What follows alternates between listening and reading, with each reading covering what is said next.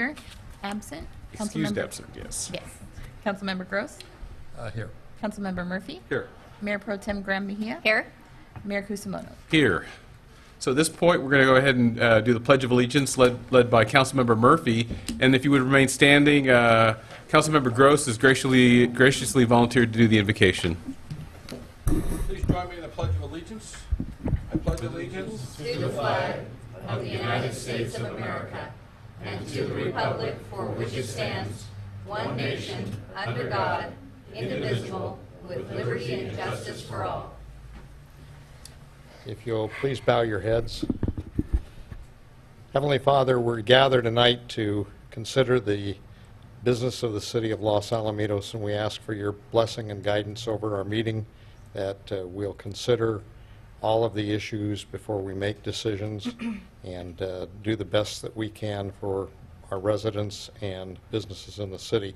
We ask that you also watch over the men and women who are still wearing our uniform and defending our freedoms around the world, that they may be protected in your wisdom and guidance, and that you bring them home safely. We ask all this in your name. Amen. Amen. Thank you. We're going to go. Okay, so on the agenda, we have a fairly full agenda. We're going to go ahead, if I may ask the council to join me down in front, and we'll ask Colonel Mayhew to join us, please, with his family.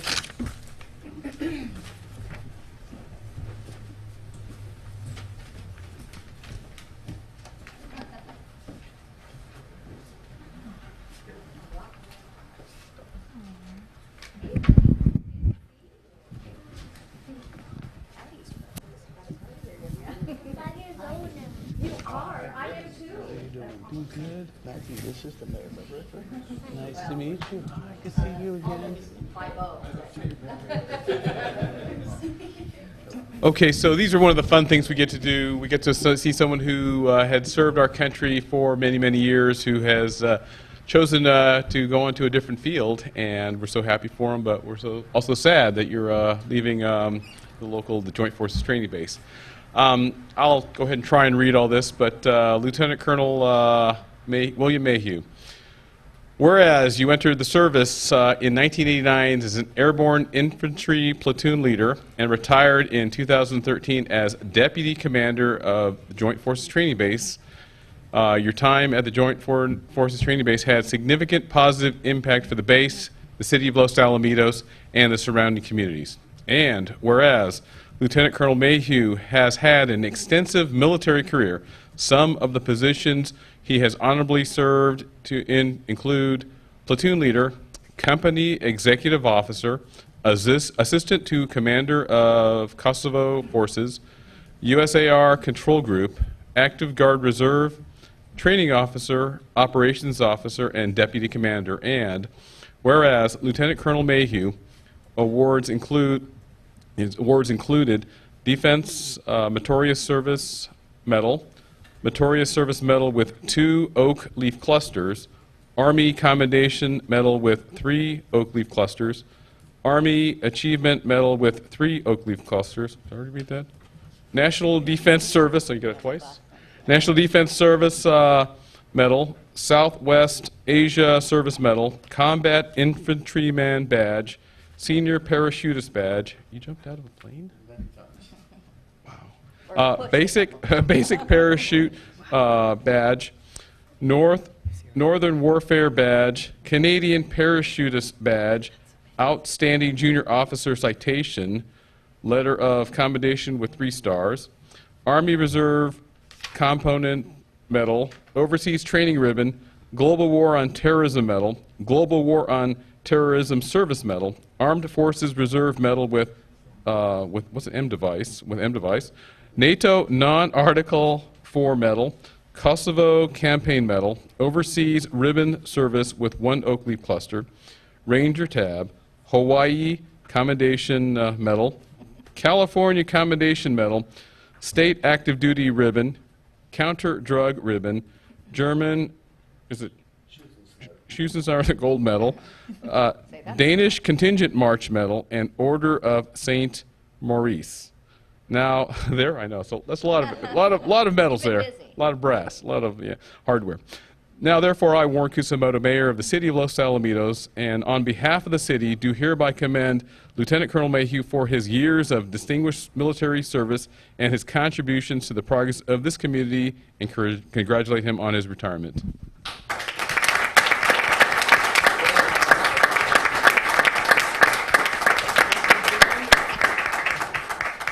I just wanted to say, over the years that I've been on the council for the last 6 years, we've had several changeovers at the base, and one of the continued relationships that we've had has been Mr. Mayhew, now that he's retired, and he's been just a wonderful person to work with. He's been a good community partner, and on a personal level, I'll hate to see him go. So I will miss you and your family very, very much. Anybody else? Now you know why I didn't read that on Saturday night. He had an excellent going-away party with most of his adult life in the room that he worked his way up from childhood all the way through, and we will miss you because you've been involved with us for Race on the Base and Wings, Wheels, and Rotors and the pool and just about everything that occurs over there that the community shares in with the base. So we are going to miss your leadership and your good friendship as well. So thank you. Colonel, would you like to say a few words? Real quick. Thank you to the mayor and the council for the award and for the plaque and taking time to recognize me this evening. I'll be real short, unlike Saturday night. It's been a great experience working with the city council and the city leaders as the deputy commander. We did a lot of great things together and really improved our working relationship, and I think that benefits all the residents because it makes things easier to accomplish tasks and projects. And so thank you, and thank you all.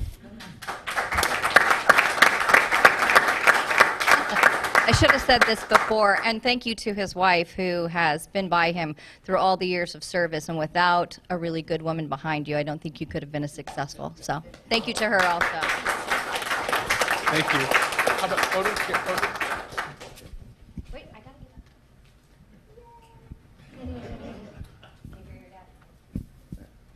Okay, take care. Okay, next we have someone also parting ways with us, Mr. Barajas. If you wouldn't mind, please coming forward. Carlos.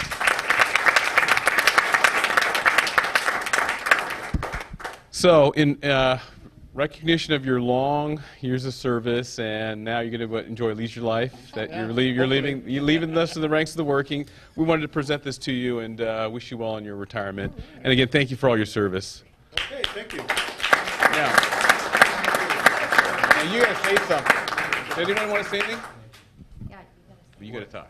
Oh, I don't want to talk on that. Oh, come on. I just want to tell everybody thank you. It's been great for the 37 years. Wow. Amazing. Wow. This is my home right here. So you just say what you're going to do after you. Just right. All right. Again, thank you. All right.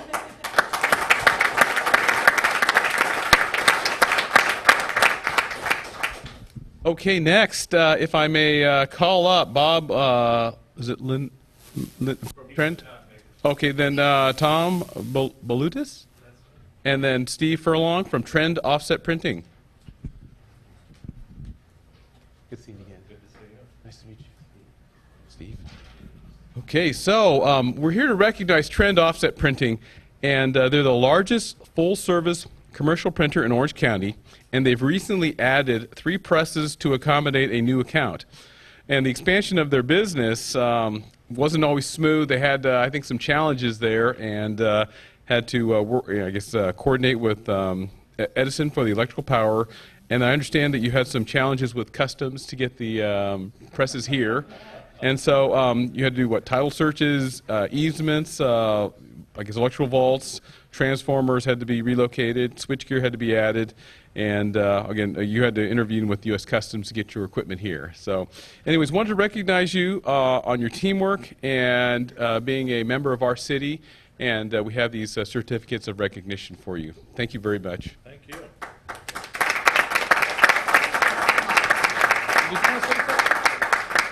Sure.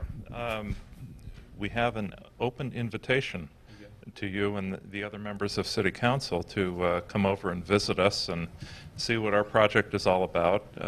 I'd also like to remain in touch with the city because we do have a few other projects and ideas that we'd like to see if we can partner with the city.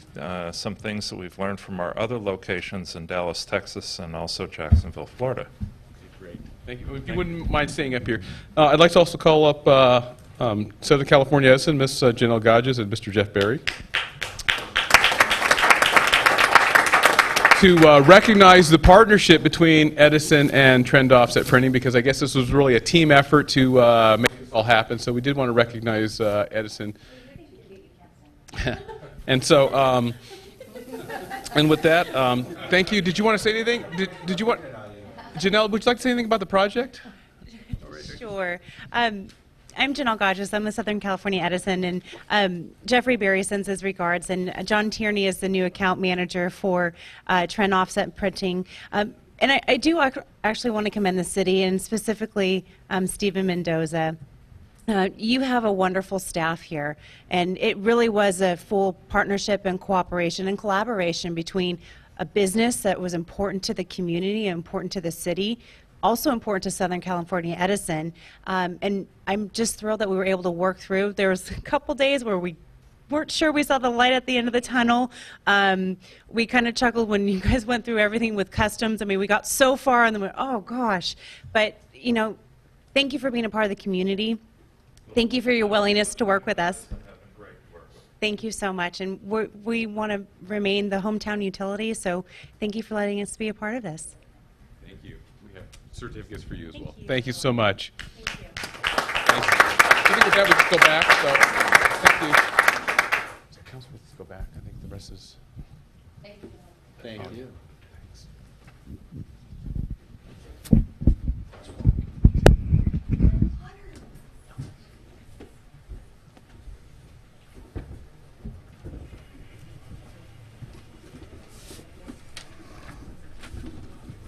Okay, so next on our agenda will be a presentation, excuse me, by, is it Jonathan Wilby and Rhonda Hayes for the Orange County Fire Authority? Thank you. Good evening. Rhonda couldn't make it tonight, so I'm going to go ahead and take this one on my own. I am Jonathan Wilby. I'm the risk manager of the Orange County Fire Authority, and I presented to our Board of Directors our annual workers' compensation update at the July Board of Directors meeting. So I'm here to give you an overview of that presentation. The OCFA uses an actuary to project our workers' compensation costs as well as necessary funding on a biannual basis. And it's our workers' compensation policy to fund at the 50% confidence level for prior year outstanding losses and the 60% confidence level for those projected in the upcoming year. Actuarial projections for all estimated outstanding losses as of December 2012 were $51,610,837.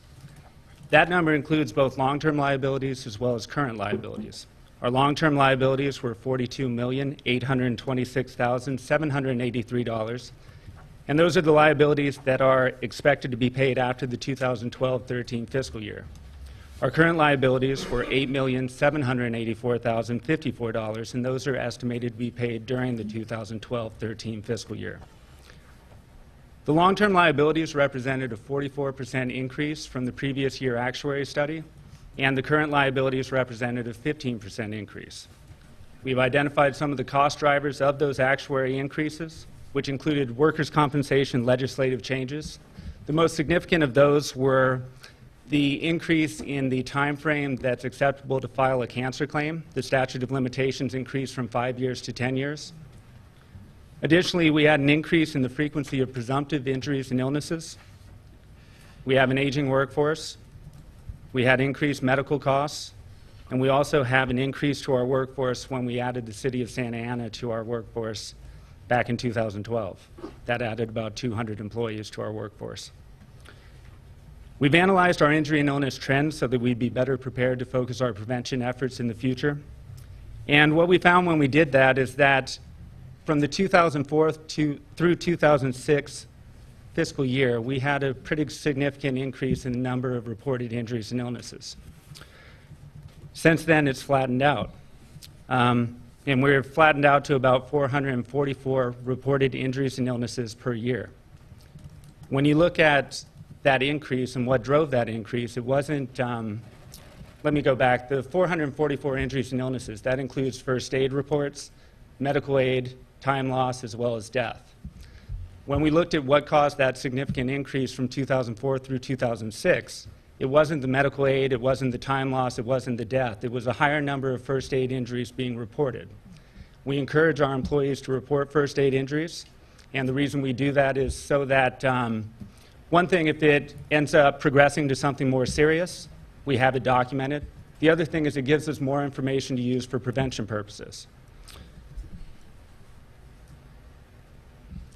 Since 2006, even though our injuries and illnesses have flattened out, our total incurred losses have risen. So when we looked into that, what we did find is that presumptive injuries and illnesses make up a higher percentage of our total incurred losses since that point. When we looked at injuries and illnesses by department, our operations section made up 95% of our reported injuries and illnesses. We're a public safety organization, and our sworn operations personnel make up over 80% of our workforce. They also do the most physically intense jobs, so it makes sense that they also have the largest portion of our injuries and illnesses. Firefighters, fire captains, fire engineers, and battalion chiefs are our most frequently injured job classifications. Strains are our most frequent and costly injury, followed by sprains and lacerations. Multiple body parts, backs, knees, hands, and body systems are our most frequent and costly body parts injured. Since doing this trend analysis, we've spent a lot of time understanding the cost of our workers' compensation program and also where we need to go from here to reduce those costs. That's the most important thing. What we did find is that as far as our workers' compensation program goes, in the 2012-13 fiscal year, our workers' compensation program cost $15.3 million. $1.4 million of that was third-party administration, as well as our third-party cost to administer cost savings programs. $6.2 million of that was medical costs. $3 million was indemnity cost, which is $48.50, temporary disability, permanent disability, including life pension. $5.1 million was overtime costs associated with backfilling for the people that were out. And we also had a cost savings of $537,000 for bringing people back on light duty. As far as where we're going with this program and areas for improvement, we're focusing in 4 different areas. One is controlling administrative costs. We went out to bid on our TPA contract and also our cost savings programs that they administer, and we're bringing to our board of directors a contract in September that we believe is going to have significant cost savings involved. The second area is controlling medical costs. At this point, we do not use occupational clinics or medical provider networks, and through the use of those, we'd see a significant decrease in the amount of our medical costs. We're also focusing on enhancing our return to work program. The third area is reducing overtime costs. Our management and firefighter labor group is currently in negotiations for an alternative dispute resolution process. And what this does is all the disputes that come up within the workers' compensation system go through the state process. The state process has a lot of delays built into it just because of the way it's built. So alternative dispute resolution carves that portion of the process out away from the state, and we create our own dispute resolution process. And through doing that, we expect to see a reduce in the number of delays from workers' compensation disputes, see our employees treated faster, see employees return to work faster, and reduce backfill costs because of it. And our last area that we're focusing, and most importantly, I believe, is prevention. The most effective way to control workers' comp costs is never to have the injuries in the first place. We have a work group that's focused on 2 areas right now that were included in our strategic plan. The first area is improving the quality, timeliness, and accessibility of health and safety data. We believe that having our information be a better quality, be more accessible, and have it be more visible to our employees will create awareness, ownership, and also accountability. The second area they're focusing is on developing a safety management system. Safety management system is a system of interrelated processes that focuses on risk reduction, continuous improvement, and efficient use of our limited resources that all us public agencies have nowadays. And I'll field any questions that you have at this point. Thank you. Council, any questions? Mayor, if I may. Sure. I wanted to thank you so much for coming tonight and giving this presentation to the council, because as a one-time person visiting, I just didn't think I could do it justice. You're welcome. I just wanted to say, for those of you on the council that don't know, your department is relatively new, coming in and assessing these issues and trying to come up with ways to address and lower the cost of what the injuries and such are causing.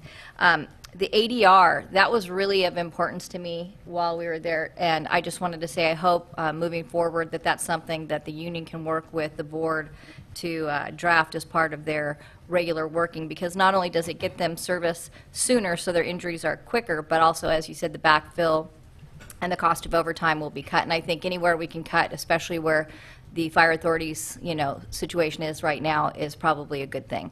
So thank you so much for coming and doing that for me. You're welcome. And with workers' comp, it's not one area that is the magic area to focus on that you're Right. going to end up seeing cost savings and fix the issue. Right.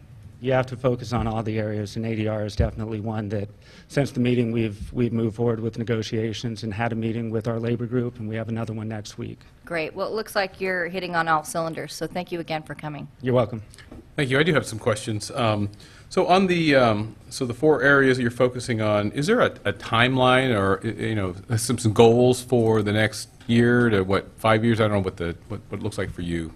Yeah, as far as our time frame goes, the TPA contract is the very first thing that we're going to be able to have an impact with, and our new TPA will start in January, or the TPA that wins the award will start in January. At that point, that's also when we're going to implement the medical provider networks as well as occupational clinics. The alternative dispute resolution, since it is a negotiation, there isn't a time frame on when we may move forward with that. And as far as prevention and strategic planning groups, for those 2 groups, we put a tentative time frame together for the next 6 months for them to work on those 2 projects and present the output to our executive team. Okay. Thank you. You're Thank you welcome. very much. Any other questions? No. Thank you very much, Mr. Wilby. You're welcome. Thank you. Okay, next on the agenda, item 5E, we have a presentation by Major Jeff Sibley, the airfield manager, regarding the Los Alamitos Army Airfield air traffic patterns and noise abatement procedures. Thank you, Major. Okay, great. You want to do this? Thanks. Good evening, ladies and gentlemen. First, I wanted to say thank you very much for having us here. My name is Major Jeff Sibley, and right here, sitting to my left, is Mr. Lupe. He is acting as the ATC chief right now, air traffic control chief over at the Los Alamitos Air Traffic Control Tower. We had Mr. Roy Sedlazak annotated at the bottom of the slide there. He had a death in the family recently, so he's out on some bereavement leave right now, taking care of business, but Lupe is stepping up and been taking care of us. So with that, I do, again, want to thank you for having us here, and we'll try to be brief. The purpose of this brief will be to talk to you about our noise abatement procedures, our traffic patterns, and the recent changes that we've made within the last year to make it even less intrusive on the local population and less of a problem and less noisy if you get right down to it. And I wanted to say congratulations to all of you, because you are one of the few cities in Orange County that actually has an airport. There's not many of you. And your airport is, our airport has the sole purpose, a very unique purpose, of supporting the Department of Defense, Homeland Security, State of California, and all the myriad of different missions that fall under that large category. So we'll go with the slide here. Okay. Purpose of the brief is to show the current approach and departure routes as the Army Airfield traffic patterns incorporating the existing and newly made noise abatement procedures, which I'll go over later. Talk about the north and south traffic patterns. Runway 22 left, 04 right, 22 left, and 04 right. Those are our 2 runways. We have a new 800-foot mean sea level traffic pattern. It used to be 700. I lifted it to 800 this year. And we keep our airspeed low. We try to keep it low, because the faster you go in a helicopter, generally the louder it gets. Next slide, please. Okay, here we have, is it all right if I use the laser pointer? Yes. Okay. Here we have the airfield. Let me orient you to the map. That's the airfield here. Here's the cantonment area, or the actual office buildings and such. I believe we're located out here off Catella down here. So that's your orientation. Over here is Los Angeles, Long Beach down here. Here's the coast. And over here is Cypress, et cetera, and the rest of Orange County down here. Okay, we have a north pattern and a southern pattern. As you can see, they both are located, if you can see that mustard line, the color kind of messes it up here. They're both located over the base itself, within the boundary of the base. Normal traffic patterns have us going out a half mile, all the way down, another half mile here on the base leg, and then the final end. We've brought ours into what we like to call a cigar shape, keeping it over the property of the Los Alamitos Army Airfield, our Joint Forces Training Base. With that, and the northern pattern, as you see here as well, with that, we have noise complaint areas. Those are typically identified as residential areas that are on those crucial parts of the traffic pattern where aircraft are coming and going. And you can see them, they're annotated in the red. So there you have traffic pattern and current noise sensitivity areas. So we're very familiar with a lot of neighbors that live in these areas. And we try to keep a good relationship. That's our two main patterns. Next slide, Lupe. All right, this slide here is an outside traffic pattern. It's a little busier, and I'm going to go ahead and forward you a copy of this. I have an email for Ms. Mejia. I'll send it to you. And Lupe can talk about the very specifics, as can I. But this outside traffic pattern is very useful to me. Why? Because I have a lot of, I'll call them troublesome clients. United States Coast Guard with their Dolphin helicopters, everybody's heard it. It squeals. It's loud. So this last year, I've kept them from doing the cigar pattern, which is right in here, which you're familiar with, and now we push them to the outside pattern. They're no longer at 800 feet. They're now at 1,000 feet, and they're way out over the 22 in Valley View, over the industrial area where there's no homes. I'm so happy we have this around the airfield, by the way, making a left over this industrial area and back in to home base here. This blue one here is annotated for rotary wing or maintenance aircraft. If need be, I'll bring them in if I know they're not going to be as loud. But generally speaking, this is the one we use. This is for the Coast Guard and for my large fixed-wing aircraft. Because nobody wants a C-130 doing a cigar pattern over their house, right? Everybody's familiar with the C-130. It's a large fixed-wing aircraft, C-17. Okay, so we can go ahead and hold off on that. It's a busy slide. I did want to show it to you. Again, noise-sensitive areas. We got them all mapped, and we know people in each one of these. Okay, slide. Outside traffic pattern again. Here it is in a different format. You can see here it is, the large one that goes out. It's a less busy. Out over the freeway, Valley View and in, over the industrial areas, and in the inside, or I should say the outside rotary wing option is right here as well. And when I say rotary wing option, occasionally we'll allow helicopters in there if they know what they're doing and they know not to fly over houses and stay over the main roads. Slide, please. Okay, 22 right, 04 left. This is the north pattern. Now what we've done here to explain this away, again, the mustard annotates the actual traffic pattern at 800 feet. It's within the boundaries of the base. And what we've done is we've actually shortened the area of runway that is to be used. So you have this right traffic pattern. What I mean by right, the helicopter takes off, turns right, and he stays in elliptical to the right, and he's not allowed to use this part of the runway. They have to use this green part, otherwise they're outside of the parameters. That is the only usable part of the runway offered. Why is that? Because when I have aircraft land here, their noise bounces off the ground, bounces off the buildings, and goes right into here. Occasionally, if it's loud enough and annoying enough, it'll go over here to this area. So what we've done is we've eliminated that trouble area and just opened up this part of the runway. That's our north pattern. Slide, please. Here's the secondary, the B1 north pattern. It's a little bit larger. It's a little bit more risky when it comes to noise patterns, but it's used for the 22 left, which is the other runway here. Same concept. It's a little larger.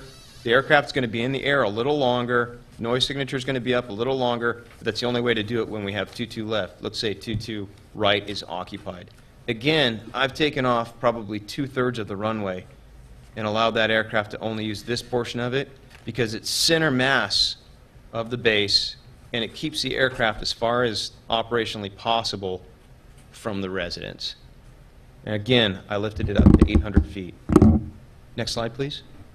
Okay, arrival and departure procedures. Everyone knows the airport has, I mean, it's there, but aircraft have, in other airfields are very lenient. You know, they let people come and go as they please. But we have very strict arrival and departure procedures. Our aircraft have to follow certain exact routes to come in and out of here, whether that's north, south, east, or west. All right? So I'll cover the south departure first. South departure is 1,000 MSL inbound. Basically, what that one does is it has them coming over Seal Beach Naval Weapons Station, over the Old Ranch Golf Course, and into home base. It has them not going over any of the homes or the residential areas or even the industrial areas. It's over military land. The departure is the same thing, only it's going out, and it's at 700 feet. The only reason I don't have it go higher is because Lupe has a heart attack when I have aircraft go up to 1,000 feet, because guess what's coming in over the top of those aircraft? Long Beach inbound traffic on IFR traffic. So we keep our traffic a little lower, Long Beach is up higher. So we have a slide to depict that. Slide, please. All right, here's Los Alamitos way over here in the corner. Noise sensitive areas. Here's Seal Beach Naval Weapons Station. And then here's the route, in and out. Here's Anaheim Bay right here. There's the Seal Beach Pier, just for your orientation. And in and out. Inbound 1,000, outbound 700. The reason why we have them at different altitudes is obvious. You don't want aircraft running into each other. So that one we have typically very little trouble with, only because, like I said previously, it's right over this Naval Weapons Station area. And the only one that complains about that are the endangered birds, because they usually lose when they run into aircraft, which we try to avoid. Next slide, please.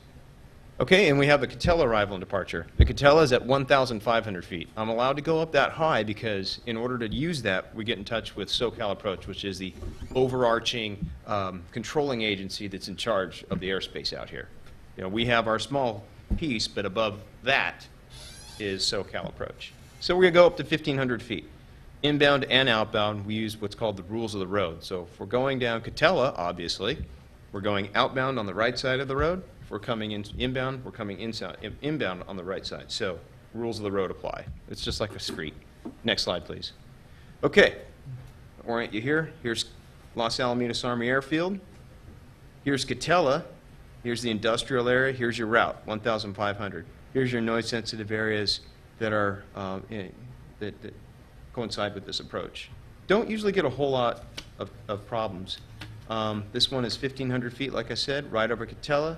When you're abeam the airfield, we come in and we land. Generally speaking, I'll have the aircraft land to the middle of the airfield, just to avoid that operational noise of bouncing off into the neighborhoods. Next slide, please.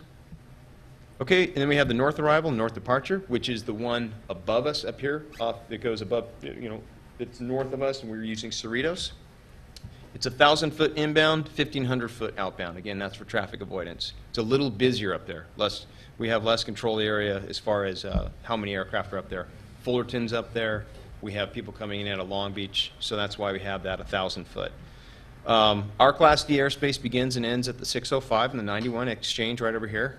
They basically are right next to each other. The 605 coming up, the 91, our airspace ends there.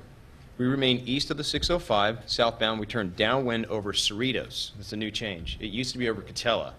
So now we pushed it to the north to fly over Cerritos because it's even farther away from our noise-sensitive areas, and it's industrial for the most part.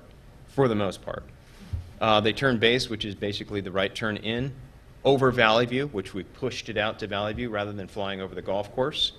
And then they line up for the approach. The north departure is essentially the same traffic pattern, only they're using Catella for the departure because, and I'll explain that later, it has to do with aerodynamics and noise bouncing off of a helicopter. They're using Catella for the departure, and it's at 1,500 feet.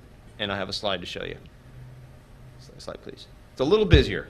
Here's Los Alamitos Army Airfield, noise-sensitive areas, outbound in orange, inbound in yellow over Cerritos.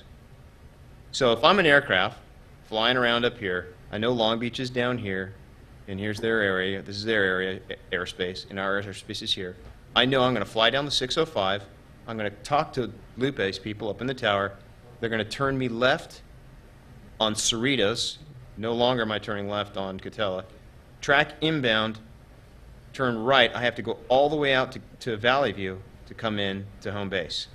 Reason being is we used to come in and go out the same way, and we'd fly right over this area, and a lot of guys would cut it short flying over you-know-what, which is a noise-sensitive area. We've essentially eliminated that for all of our pilots and transit crews that are educated on this new procedure. We've had 0 complaints because they're way out of sight and way out of mind. I have them, again, 90% of this, I'd say 85% of this is over an industrial area, which is what we prefer.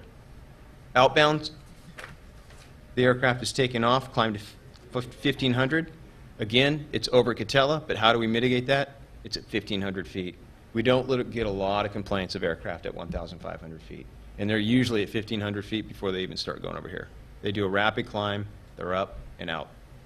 Occasionally we have some transit crews fly this way. We get complaints and we scold them and take care of them. But we've been very proactive to make sure that aircraft are not flying over this area. And if they are, Ms. Mejia knows that we'll take care of them right away. Next slide, please.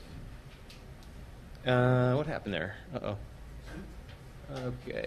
Do we have something go wrong? Nope. No, that's right. Slide? Is that it? Your questions. Oh. Okay, that was the question slide? Okay, great. All right, I hope so. I think it was. At any rate, I know my time is, I'm getting a little long-winded here. I just wanted to explain some details. And sometimes when it comes to air traffic control, it's the details that matter. How high are those aircraft? Where are they turning? What are they allowed to do? What can they do? What can't they do? And it's a constant educational process for both me and folks like yourselves that I try to explain this with. Back in last year, I think I told you about this, Ms. Mejia, last time we had a brief meeting. In 2012, I made these procedural changes, and I have this memorandum for record right here, and I'll just go ahead and leave this stack here for you folks. You can have it for your records. Basically, that is operating procedures for the airfield, and those are the new rules that the pilots have to follow. And I'll just read them briefly. The following contains additional noise abatement procedures that shall be implemented immediately and will be incorporated into the JFTB 95-1. The 95-1 is the aviation document that governs everything we do there. The north arrival will turn on a modified downwind over Cerritos, like we talked about, maintaining 1,000 feet until crossing Valley View, which I showed you. Make a right turn over Valley View until reaching the final for approach into KSLI. KSLI is Los Alamitos Airfield. VFR north and south inside traffic patterns are increased to 800 feet. Non-tenant special VFR traffic transitioning through the airfield Class D will be advised by ATC to execute their transition circumnavigating the airfield by 2 miles. That's when Mr. Lupe and his partners up in the tower tell an aircraft that want to go from there to there, they're not to fly directly over the tower. They need to circumnavigate as wide as they reasonably can. And you can chime in on this, within reason. Now sometimes there's safety, there's aircraft out here, and he's monitoring Long Beach and Fullerton simultaneously having an aircraft transition out to the east. It's difficult at times, and sometimes they do transition that way.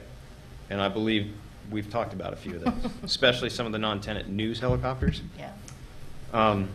But safety is going to dominate any decision that they make when it comes to that. But when it's not an issue, we're having them circumnavigate. Okay. Wheeled rotary aircraft landed at 22 right shall land to the intersection of 22 right and Bravo. Basically what I'm saying here is wheeled aircraft are going to be landing here. They're not going to be landing out here or here. They're going to be landing here. Wheeled aircraft are my primary tenants, so the UH-60s. They're not necessarily loud, but they're loud enough. And what we've done is just cut that part of the runway off that's exposed to those neighborhoods. Does that make sense? Rotor wing aircraft with skids landing at 22 right will utilize the concrete landing zone threshold at 22 right. Basically, my skid, my smaller aircraft, they're going to be landing here. They have to land on the concrete. I can't have the police helicopters and the other skidded aircraft landing to the asphalt part of the runway because they damage it, so we put them on the concrete. But they're relatively low profile when they're down that low, and we don't get a lot of complaints. It's when they fly over the neighborhoods. Next, Tenant or approved rotary wing aircraft landing before 7 or after 10 o'clock at night, which is 2200, will arrive and depart using established JFTB 95-1 approach or departure routes and terminate their approach to the midfield point, of 22 right and 04 left. So again, I'm taking away those parts of the airfield that typically are exposed. Tower will report violations of these procedures to base operations, which is me. The point of contact is Captain Mike Fish, which is the operations officer, and signed by myself. So this is doctrine that our pilots have to go by. If they break it or if they do it, and I know they've been trained on it and they've sat through this brief with my pilots, then we go to the next level. Maybe we'll remove these for a few days until, you know, training occurs. I know it sounds harsh and rough, but, you know, we take our noise abatement very seriously. I'll come off the brief and off of this right now, and this is me talking. I want to let you know I take noise abatement very seriously. I know how it is. I live down by Camp Pendleton. I live in San Clemente, and I've got Marine helicopters buzzing us all the time. It can be a lot. They shake the house.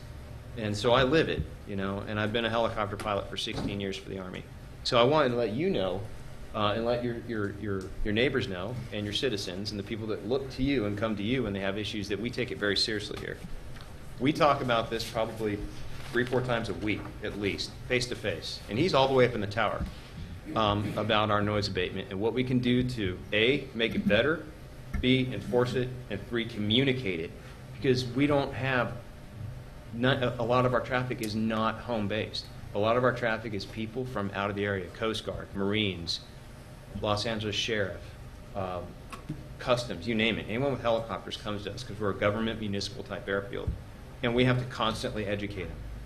So if it has to happen, we'll tell them either leave if they're blowing it, they're really messing up, either leave, or you can land and come in and get this brief by one of my pilots, if not myself or Lupe. He's usually too busy.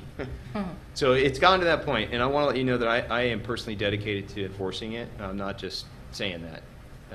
And if you have a problem, we've talked about it.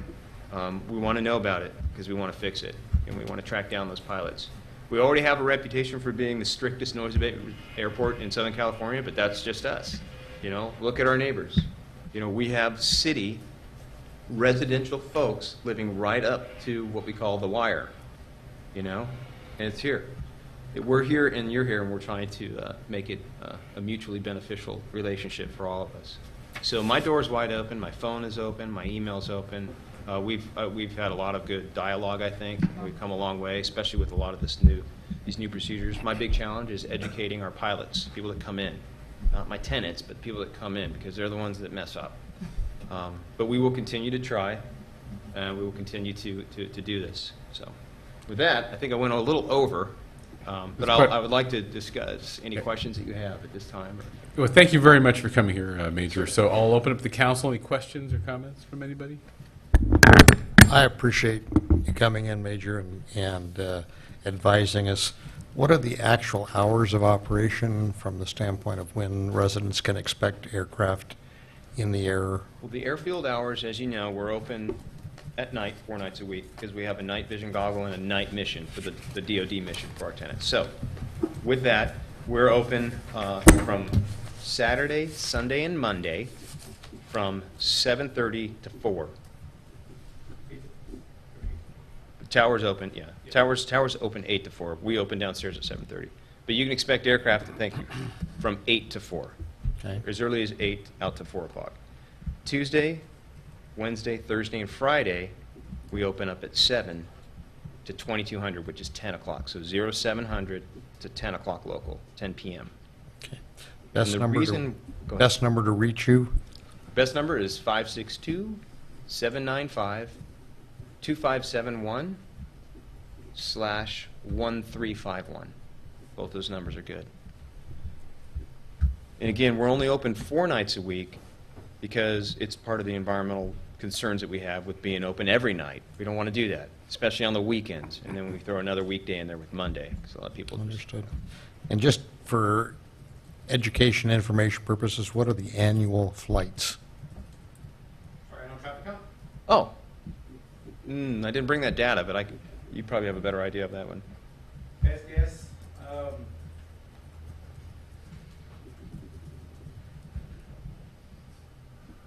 Yeah, I mean, we can swag a number, but I have the data on my hard All right. drive. I can Then pass on that. Average, but we definitely have the commission number. Yeah, that's a required, it's actually called a Form 6R, and it's a required monthly requirement that we send up to National Guard Bureau, which is our traffic count, so. Thank you very much. Thanks Sir, for coming in. Sir, thank you, sir, appreciate it. Major, thank you for coming here and explaining the new changes and really your attempts to mitigate the noise. I've been in Los Alamitos since it was a Navy base, and we had the famous Weekend Warriors, who I think took off about every 5 minutes on the weekends. It seemed like a jet was taking off. Unfortunately, jets were sexier. You know, nobody complained about jet fighters streaking overhead. Helicopters don't seem to get the same Top Gun reaction. But thank you for your efforts here, and I'm sure they'll be appreciated. I think we have a really unique partnership between the city and the base, and it's good to see that that's continuing. Thank you. Yes, sir, thank you. Thanks for coming, Major Sibley. I asked for him to come this evening because we've had some concerns with residents. He and I have had several conversations as of late. He's been very attentive. He's identified the people who are out of the pattern, whether it was your responsibility or not. You addressed it. The people that you could affect, you did. And that's my pledge to you, is to encourage the residents to contact this number so that you can track it and help us with this problem, because as you said to me, some of the new pilots come in and they're not aware of that. You make them land, give them the information, and send them on their way, which we appreciate greatly. Can you, for a point of clarification, many people have called me regarding late night helicopters. Can you address that issue? Okay, the late night helicopters are what we call a closed field exception to policy. You know, we support the DoD, and some of the law enforcement agencies that come out and train with us require non-standard hours of operation. And they'll be either on a row mission, whether it's law enforcement, homeland security, or port support, whatever they're doing, or it's a training mission. It really doesn't matter to us. It's DoD, and it's a reasonable request. We'll allow it. What the closed field, published closed field procedure calls for is 1 arrival and 1 departure per aircraft. They're not allowed to train. That's not a training base at night after 10 o'clock. I get it. If they're doing a search and seizure or something in northern Los Angeles County and they're based out of here for the week, if they're doing some sort of surveillance and they need to come back after 2200 or 10 o'clock local, we let them. But they're allowed to leave, go do their mission wherever that is, get their gas, do what they're doing, and then come back home. But they're not allowed to do traffic patterns and bother people. That's a no-go. So does that answer the question? Yeah, but also you and I had discussed where there are helicopters after hours that have nothing to do with the base. Got it. And I Okay. don't want you to get, the Those bad are rap the for ones those. I control. The ones that I just explained are the ones that I control, Right. that I have knowledge of. I've got a form on them. It's a formal request. I send it to my public affairs officer. They send it out to the folks in the city and let them know we're going to have non-standard aircraft. Right. Those are the ones I know. When we close it at 10 o'clock at night, and you can actually help me on this, the airspace no longer belongs to us, Right. but there's still aircraft up there. And they know we're closed, and they don't have to talk to Tower. Tower's not going to tell them where to go or what to do. So they're just going to blast through this airspace, and they don't know about this. They don't know about that. They have no clue because we don't have any jurisdiction after the airspace is closed. It effectively goes to an open airspace. And just make a common air traffic frequency call. Anybody out there? I'm transitioning through Los Alamitos airspace, headed east, 800 feet or 400 feet, whatever it is. And I'll hear about it the next day, but we weren't there. He wasn't there. And that's just the nature of Southern California aviation. There's more aircraft in this small bubble than any other airspace in the world. This is it. This is the busiest there is it gets. That particular zone, Yeah. Los Alamitos Vortex is the busiest vortex in Southern California. I mean, it's just one of the busiest ones around. After hours, facilities are closed, or even in the beginning of the day, before we get there are transitions going back and forth. We can't control those.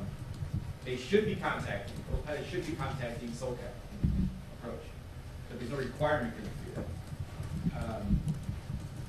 And it's common advisory frequency. Basically, you just said, you announce yourself, you say where you are, where you're going, and what else do you have? And that's it. Those are probably more likely to be the issues that we do have when we're not here. It's those particular aircraft. Okay. Is there a process that we could go to find out how low or how high they should be flying and who we might contact? Yes, there is. There actually, if you, I can tomorrow you get back to my office. Okay. I'll get the information for you. Okay. You'll be contacting the FAA. I was going to say, it's an FAA procedure at Okay. that point. It's big FAA, yeah. Yeah. From that point on, but there is a process for that. Okay. Great. Well, I appreciate that, and maybe we can get together tomorrow. I just wanted to say thanks and coming and making sure that everybody in the city knows that the steps that you've taken are pretty substantial to remedy this problem. I know we still have problems, and the only thing I can say to that is contact myself if you're having an issue with helicopters out of the flight pattern, or the number that was provided, which is 562-795-2571 or 795-1351, because without our partnership with you, we can't keep the people who are unaware of the rules aware of those and protect us. Because one of the biggest concerns is, yes, noise abatement is a problem, but as I shared with you, Major Sibley, is their concern is when they're flying over the houses, if anything were to go wrong with one of the helicopters, people could lose their lives. Not only the people who are flying, but people in their homes. And so, as our job is up here as public safety, but thank you again so much for coming. Very simple explanation of what's expected and mitigation rules for how we can deal with it. Well, thanks for having me, ma'am. I appreciate it. It's been a pleasure being here. Thank you. Anytime you would like us to represent anything that you have, please, the door's open. We're happy to come. Thank you for coming. Thank you. Thank you, Major Sibley. Yes, sir. Okay. So, and next on the presentations, 5F would be a presentation by Wi-Fi Wireless Inc., and I believe we have Gene Curcio. Is that how you say it? Oh, that's our CEO. I'm Joe Williams with Wi-Fi Wireless Inc. Okay. Good evening, everybody. Hello, Joe. We came in earlier, and we had a nice meeting with Cassandra. And what we're doing, we're here to offer the city of Los Alamitos their own Wi-Fi network. And with that network, it saves you all a lot of money just because you'll have your own network, which means you'll have your own phones, you'll have access to all the computers, and it also offers low cost to all the community, their cell phones, their internet access. It allows the local cities and all their schools to download all their books, okay? And what we do when we have Ted Abrams, who is the leading Wi-Fi engineer, maybe in the world, but in the nation. And we engineer the Wi-Fi for the city, and then we allow the city to share in the profits which they can use for their police and fire. It can give you access to all of your intersections, you know, fire departments. They can look on the different cameras and see what's going on. You can get around, what have you. But the purpose of having a Wi-Fi network is that's the way the world is going, and you need to be there, and we are leading this. We are the #1 Wi-Fi company, and we're leading the charge through, and we would like to allow the cities to grow with us and their communities to grow with us, because let's say you own a restaurant, and you want to go to a restaurant in Los Alamitos. Well, you can look on your phone and go, hey, look, they have live streaming. They got a band there, let's go there. Or that's too crowded, we don't want to go there. So there's all sorts of acellular devices that will be offered, and all sorts of ways, you know, apps and what have you, and ways that we can make money for not only the city, but also ourselves, and offer low cost to the community, like a cell phone for your $100 a year, your Wi-Fi, $100 a year. And the beauty of the Wi-Fi network is the ability to allow your city to grow, okay? Because they can advertise all the businesses. And, you know, with that in mind, well, I turned my phone on, pardon me. With that in mind, it's something that we offer to the city also at no cost. So a nice thing about this is not only are we going to build the infrastructure And we're doing this not only in this city, but we're working with Buena Park, Villa Park, with some of the other cities, and we're just starting out here. So the first people that get on board won't be in the waiting. We're right now in Chicago. We just signed up a couple cities out there. I'm sorry about this phone. I didn't mean to turn it on. So I'm a little nervous, but we're doing okay. So that's why we're here today. And we'd like to offer a Wi-Fi network and have it professionally engineered and installed for your city and allow the city to enjoy a percentage of the profits, which you can lose for your local police and fire, or any way you choose to. But also you're going to eliminate all your cell phone expense. I don't know what that costs. All your internet expense. You'll no longer have that. Okay? You'll be able to not have so many police officers out running around like wild guys because they called and they go here and they're already gone. If you got a place where people are doing the graffiti stuff, you put a camera out there. You catch them on the camera, you have the guys go get them, and there's just so many opportunities and things we haven't even thought of yet. But like I said, this is the wave of the future, and we'd like to offer that to your city, and it's good for the community. Another thing we do is we hire the veterans to install it. So not only is it good for the city, it's good for the community, it's good for the local businesses, everybody involved, and we hire the people that need to be hired to help our community even further. So with that said, if there's any types of questions I might be able to answer for you guys. Sure. Any questions from the council? Just say, I appreciate you coming in, and I know staff has attended one of your earlier presentations over in Stanton, and I would encourage you to continue to work with them, and they'll bring something back to us once they determine what the best approach is. Well, what we've done, we have given you a letter or a sample of a letter of acceptance where you guys can say, okay, let's get the ball rolling. We're going to spend thousands and thousands of dollars in engineering first, and then the installation afterwards.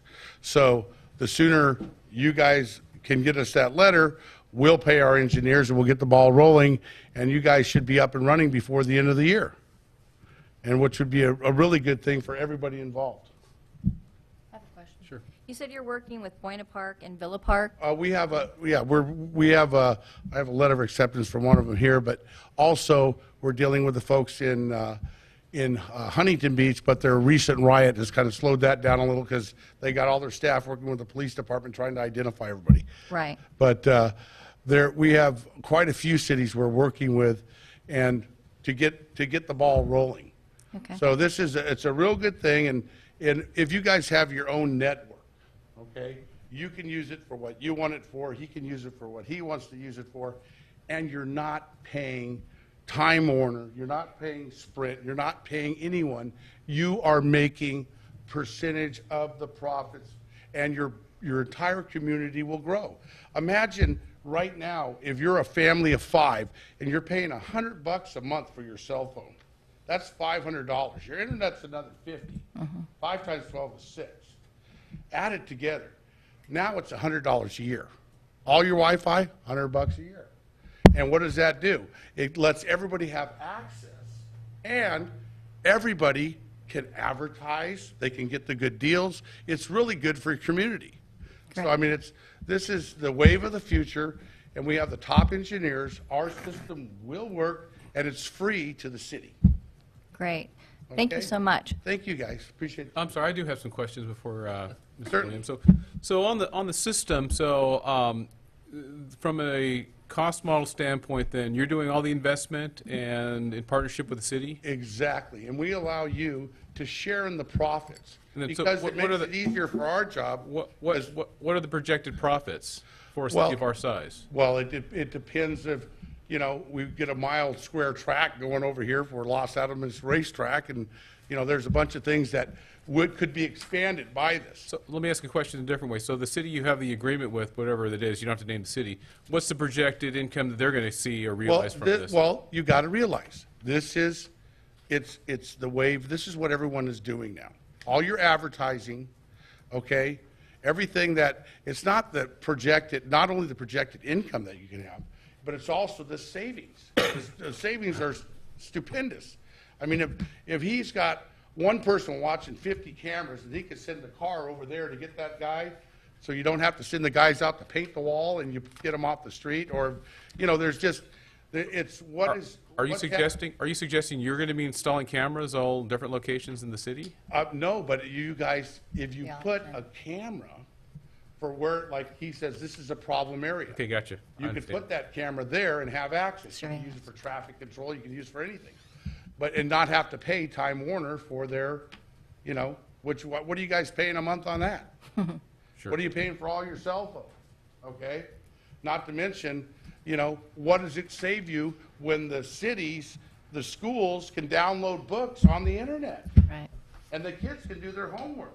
You know, and it's a growing thing. What is it? The number will increase. The longer we have this infrastructure in place and you have your network, you will have a network that will grow. Businesses grow. You make more tax dollars. Everyone, it's good for everybody. Your costs go down, your profits go up. But So it's- I guess I'm not clear on that. When you say the costs go down, the cost to... Well, your cost, you eliminate cell phone bills, you eliminate your internet bill. How much do they charge you a month for your Time Warner to run your city? So you're talking to me personally or the city? I'm trying to Everybody, the city doesn't have any bills, it eliminates it. You get it for free. Okay? The individuals in their homes, they're not paying $50, $60, $100 a month or more for internet. It's $100 a year. They have more money to spend in the community. Okay? So it's a win-win-win. It's good for the veterans. It's good for your people that live in the houses here. It's good for your businesses here. It's great for the city. It's great for the police department, the fire department, because they can share in the profits. And then the technology is development still, or is it No, it's mature? already, we're ready to go. No. So you guys give us the letter of intent. We'll get the engineers out here, be done in less than a month, and then we'll put in the domes. They're just, it's a dome but they're the special engineering to know where to place them and how far they go. And then we turn it on. If there's any dead spots, we can do that. Like for Huntington Beach, let's say they're having 1 million to 5 million people down at the beach. Well, everyone wants to be on the internet, right? So if you have a special event, not only can we bring in extra things to accommodate that, but we can also build that area stronger.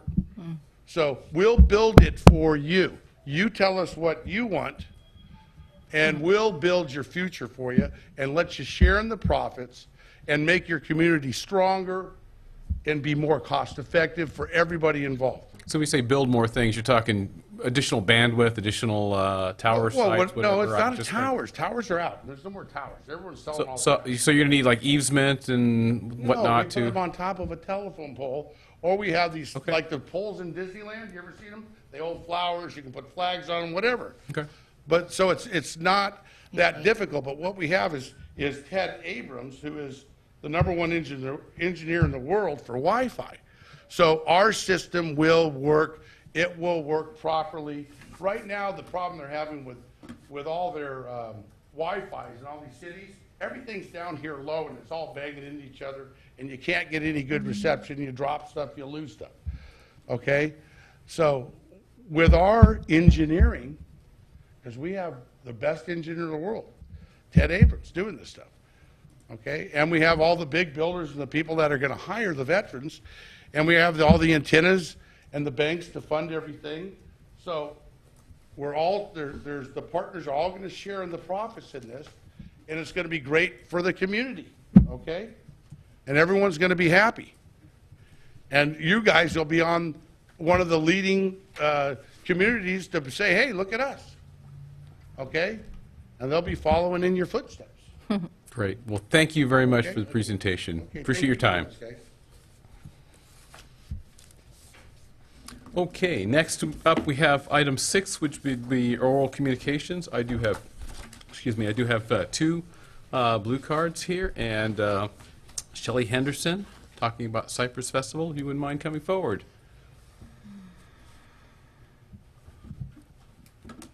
I'm here as chair of the Cypress Festival, which is now concluded, thank goodness, and it concluded successfully. I wanted to take time out to thank everyone from Los Alamitos who crossed north of Catella to have a fun day. It was a picture-perfect festival, and I could not have asked for a better day. Everything came off. My hair has now grown back in, and we look forward to next year. So again, thank you to everyone who attended and everyone who supported the Cypress Festival, and now we can all look forward to Wings, Wheels, and Rotors in October. Thank you very much.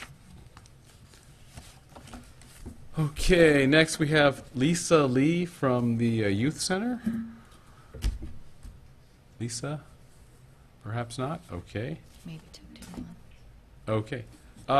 Any other speakers wishing to come forward and speak about anything that's not on the agenda but within the subject matter jurisdiction of the city? Please come forward.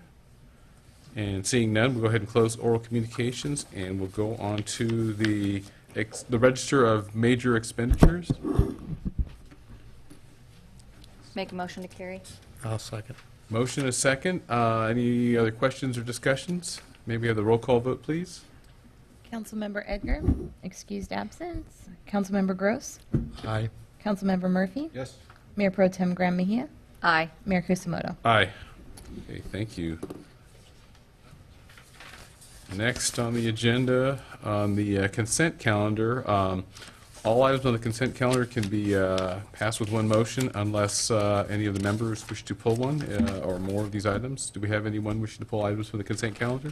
I'd like to pull item D and make a motion to move the remainder. Any other?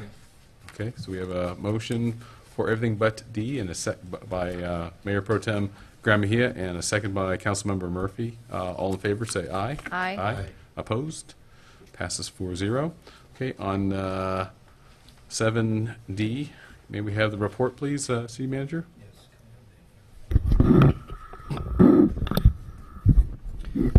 Yes, Mayor and City Council, this is a resolution that amends the form agreements for middle management and confidential employees, and it removes references at will. If you remember, in the spring, we talked about these were contracts that were executed earlier in the year, and there was some omissions and some areas that inadvertently had been left out, and some other clauses that should have been inserted, that had been inserted in previous years that had been omitted.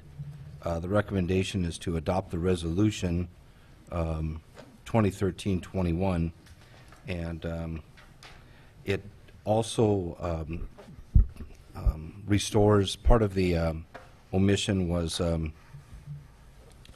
it was inadvertently assumed that safety personnel, and in this case would be our chief of police and captain, PERS, it's a 9% rate for safety, and it only contained 8%.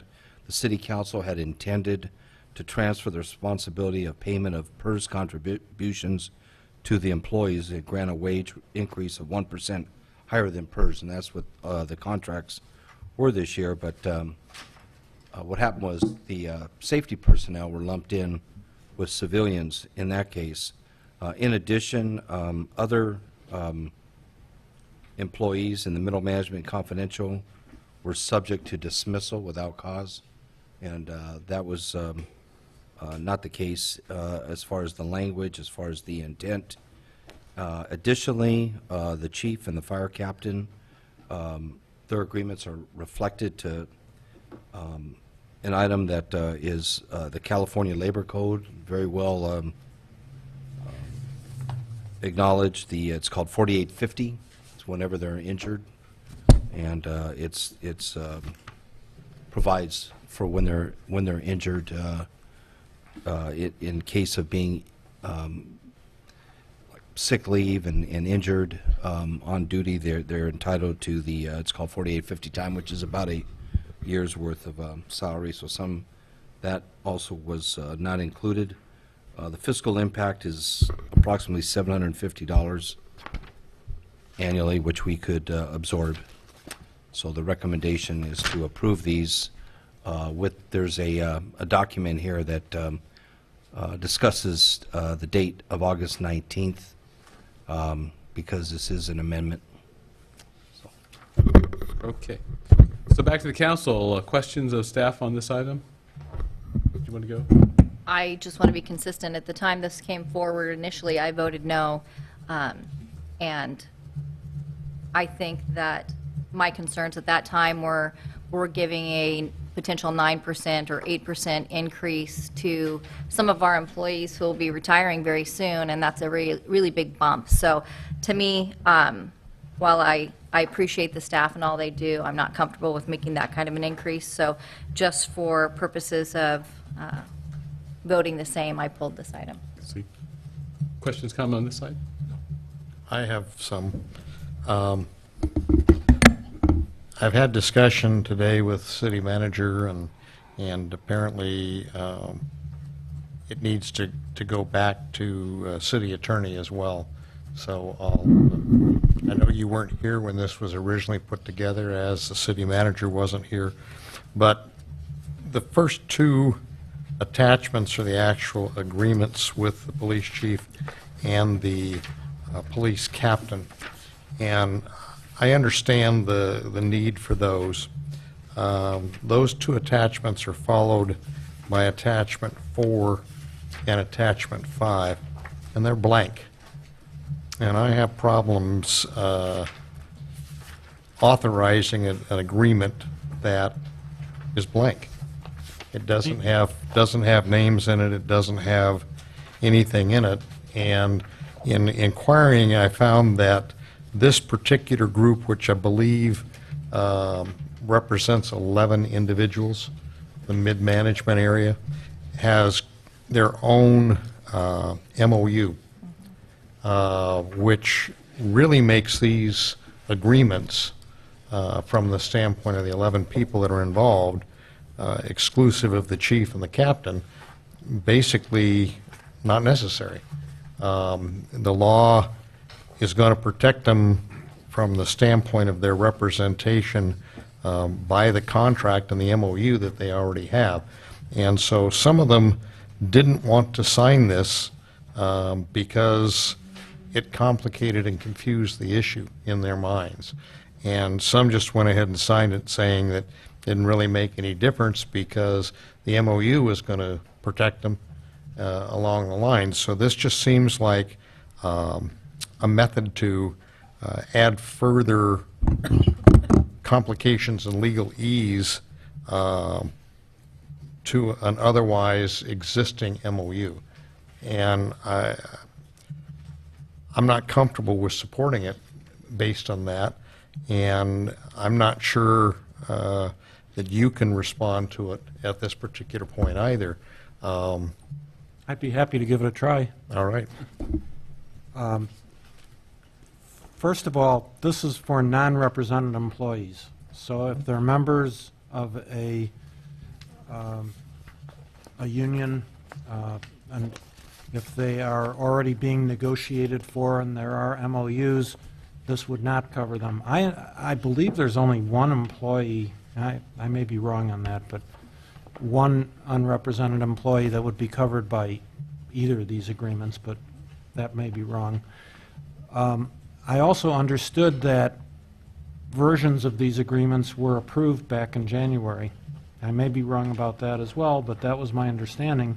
So this just corrects the things that we didn't intend. The originals made the employment positions at will, which wasn't intended, and well, let's see, these are non-represented executive management. They could be at will.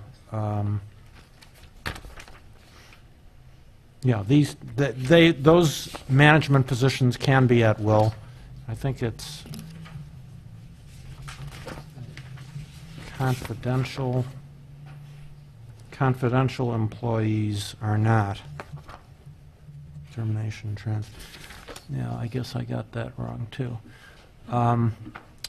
Anyway, no employees are being asked to sign these at this time, These are forms just like your contract forms for independent contractors that are pre-approved by council, and then staff can provide these contracts to employees who would be covered, who are not members of a union at the time that they're employed. So if the council decides not to approve these, that's fine. It can just be interlineated out of the resolution. But if I'm correct that there were forms of these approved in January, then this just modifies the forms to make them consistent with what the council had in mind back then. That I understand, and again, I guess the question really applies if this non-represented group of 11 people, and I don't know, Chief, are you part of that group? I am. Okay. The non-represented group is covered under an MOU, which almost sounds like it's got a representation of some sort. So I'm not sure how they're non-represented and then they are represented, but an MOU is created. It's not an MOU, but there is a resolution that defines benefits for the non-represented group. We have the non-represented executive management, which would be the department directors. Yes. And then there's the middle managers and the confidential employee. The executive, those non-represented executive employees are at will. It's the middle management and the confidential who are not at will, but the agreement makes some reference that would suggest that they are, this new agreement. Okay. So I'm confused to the extent of why we have the agreements actually in here. I don't think I'm getting a clear understanding of what we're being asked to do. I understand that something was done back in January, and I voted in favor of that, unlike Councilmember Mayor Pro Tem Mejia, because the amount was minimal, and it was the right approach from the standpoint of getting them on board with paying their portion of the PERS, which was 8%, but now it's 9%, as I understand, for public safety. And so that's why the first two attachments on here are included. And I don't have a problem with that. In fact, I'd move forward in that regard. The question I have is the attachment 4 and 5 that sounds like it's complicating things further down the line. And I don't know, this was the prior city manager that worked on this before our current interim city manager came on board. It was the prior city attorney that worked on it, and it's before us. And so I'm looking for some direction here to say, let's not do anything on it, and we'll get answers to all of this and bring it back, and maybe it won't include the others. But at the other side of the question, maybe we just approve this and eliminate, or attempt to approve it, and eliminate attachment 4 and 5. It was the prior city manager and prior city attorney. I don't know what the initial motivation was for having some agreements for those folks. And I don't know if anybody here does. I'd like to make a motion that we, for the council to consider, is that we continue this till the next council meeting, let the city attorney and the city manager become up to speed on what we're doing, because they are our experts and they're advising us, and then bring it back to the next regular council meeting unless there's a time issue that says that we have to do it today. No. Okay. Second. Wait, so we have a motion second, but I certainly did want to have a little more discussion before we jump to that. So with that, we have motion by Mayor Pro Tem Graham-Mejia, second by Councilmember Murphy. I want to open up to discussion because there's some questions I have on this one as well. So the motion, if I understand it, is to basically continue this to the next meeting. And give staff the That's fine. opportunity. That's yes. To go brush up. So, I think to Councilmember Gross's questions, I'm looking at back in January. It's the same fee is what we approved for the middle management and confidential employees. And I believe that those are still in place. And this is, I think, just correct, well, I guess that'll be part of your research, but I think it's just tagging along. That's not the one that's materially changing. I think it's for the captain and for the chief are the real issues that we just need to, I'll say, clean that up to just bring those in line with our intent back in January. So I think that's really where we're at. So I understand they're not bargaining units. They're not covered by an MOU. This is the attempt to have our folks contribute to the PERS. Simple. That was just really the simple intent of that. And I think in the process of, I don't know if it was haste or, the best of intentions, I think wasn't meant to put anyone on the spot, Chief, or, the captain, but I think that's what we're really trying to do. So the other part didn't change. It's the same. It's the same agreement. I understand. So. But And I'm also- we're not having a discussion. I'm still saying, right? So anyways, we have the motion with a second, and I'll open up for any further discussion here by the council. I'd just like clarification on the issue of the MOU, whether or not, one apparently does exist. If it exists, do we need these agreements? We may because of the chief and the other, but I'm under the impression that those agreements don't even need to exist, that the benefits and the terms are all covered under the MOU.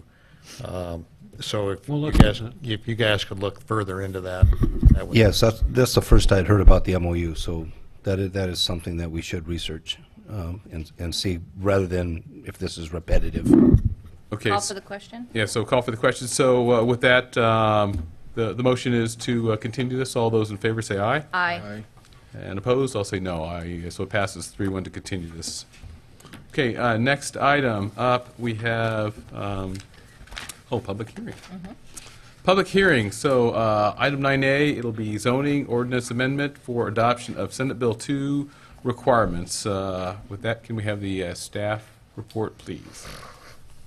Yes, this is a matter that we've been discussing over the past month or two, and we will refer this to our Assistant City Attorney.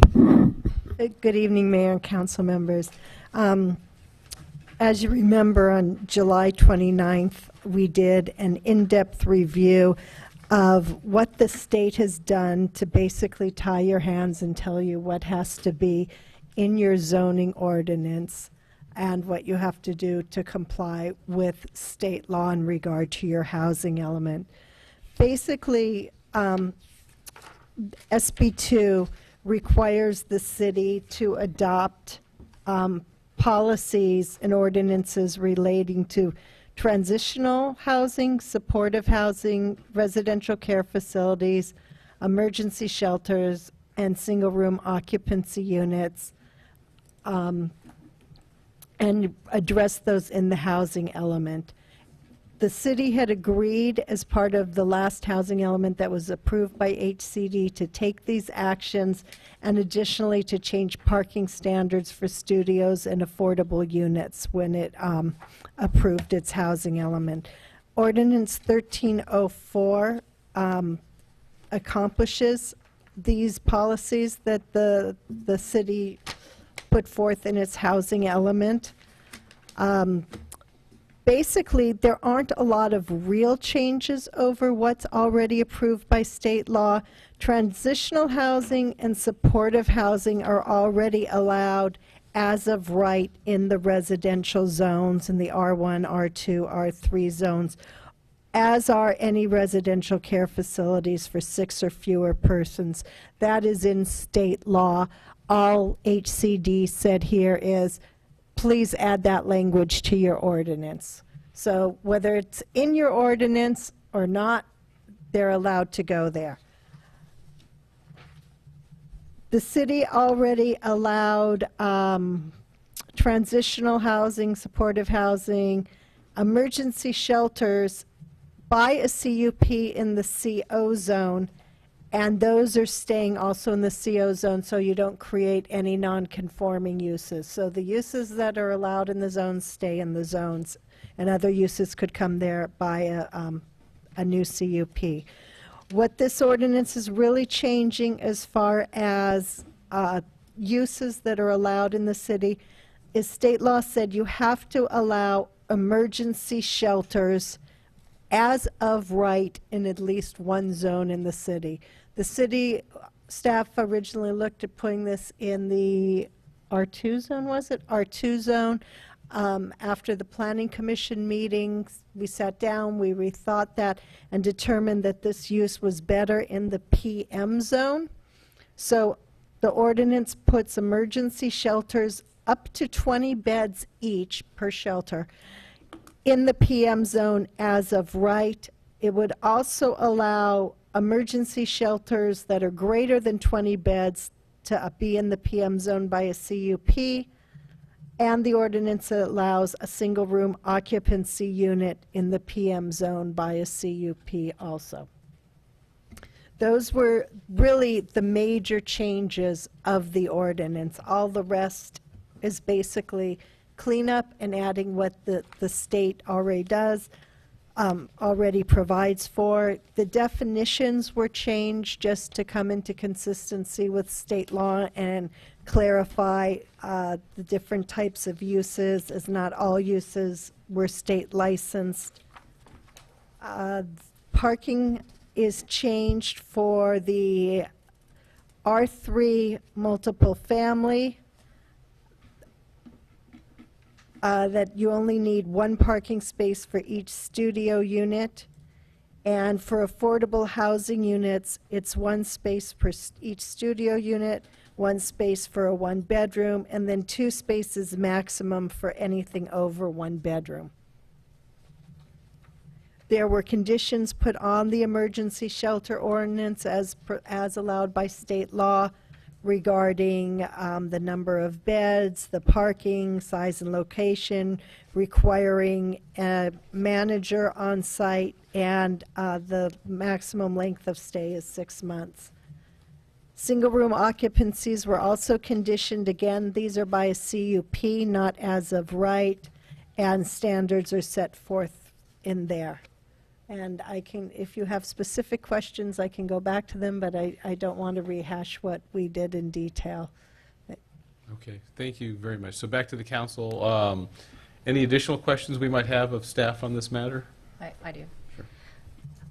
At our working group, we asked if there was a formula that was used to determine how many beds were required for Los Alamitos. And can you, for the public's knowledge, state how many beds we're expected to have? The last housing element that was approved by the council, I think, provided for that they said on any given night there's 121 homeless people in need of shelter in the city. That was done by, they determined that the countywide, the entire county has a 1% homeless population. Therefore, to come up with everybody having a 1% homeless population in incorporated and unincorporated, that must mean that everybody had a 1% within their own city. So it was 1% of the population.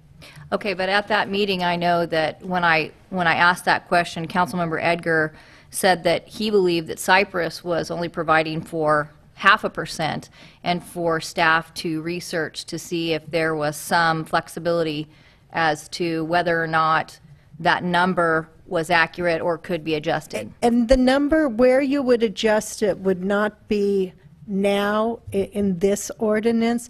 Where you would adjust that number would be when the next housing element comes before you, which will be sometime around October of this year when you redo the housing element. That was a number that was in the housing element. You can't change it at this point. If staff can come up with a different formula, based on empirical data that shows that the number was too high before, that's where you can do the reduction of number, is in the next housing element draft. Right, and I understand what you're saying. I was wondering if there's been any now I'm stumbling over my words, any research done with regards to that as of yet, or are we not looking at it until later on?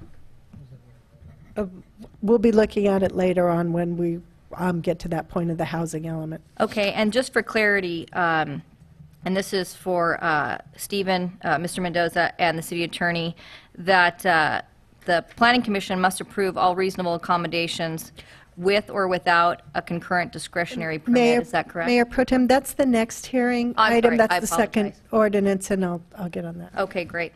I'll go ahead and pass it back to you, Mayor. Questions over here?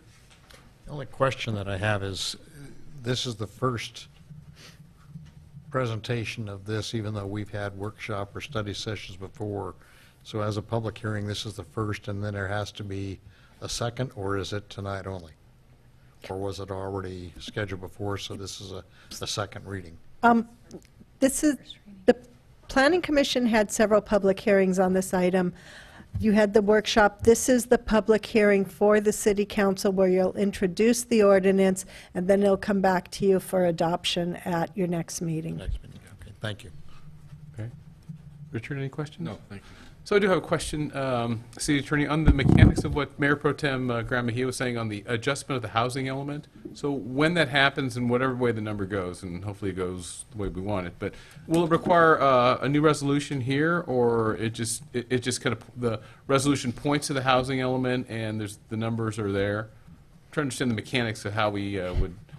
Basically, when you're determining what zone that you put the emergency shelters in, you have to have a zone right now that's large enough to accommodate 121 beds, which would essentially be 6 emergency shelters at 20 units a bed. And actually, it'd be less than that because you already have approved emergency shelters in the city. So if you reduced your number, let's just say it was 60 next time, and I'm just pulling a number out of the air on that, you could come up with different zones. Maybe it isn't the PM zone. Maybe you create a new smaller zone in which it's allowed as of right. But you have to allow it as of right in a zone. Okay, so, but I understand that part. So, but if, okay, so regardless or independent of what the formula is, 1%, 2%, 0.5%, 1/4%, it's in the PM zone per this resolution. Correct. And so, and the resolution doesn't allow or restrict the number. It just says point to the housing element.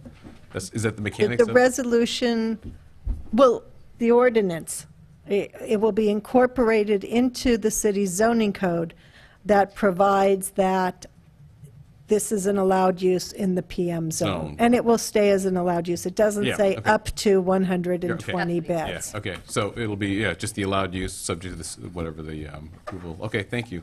That was all I have, so, any other questions? So is there a motion on, well, no, open the public hearing.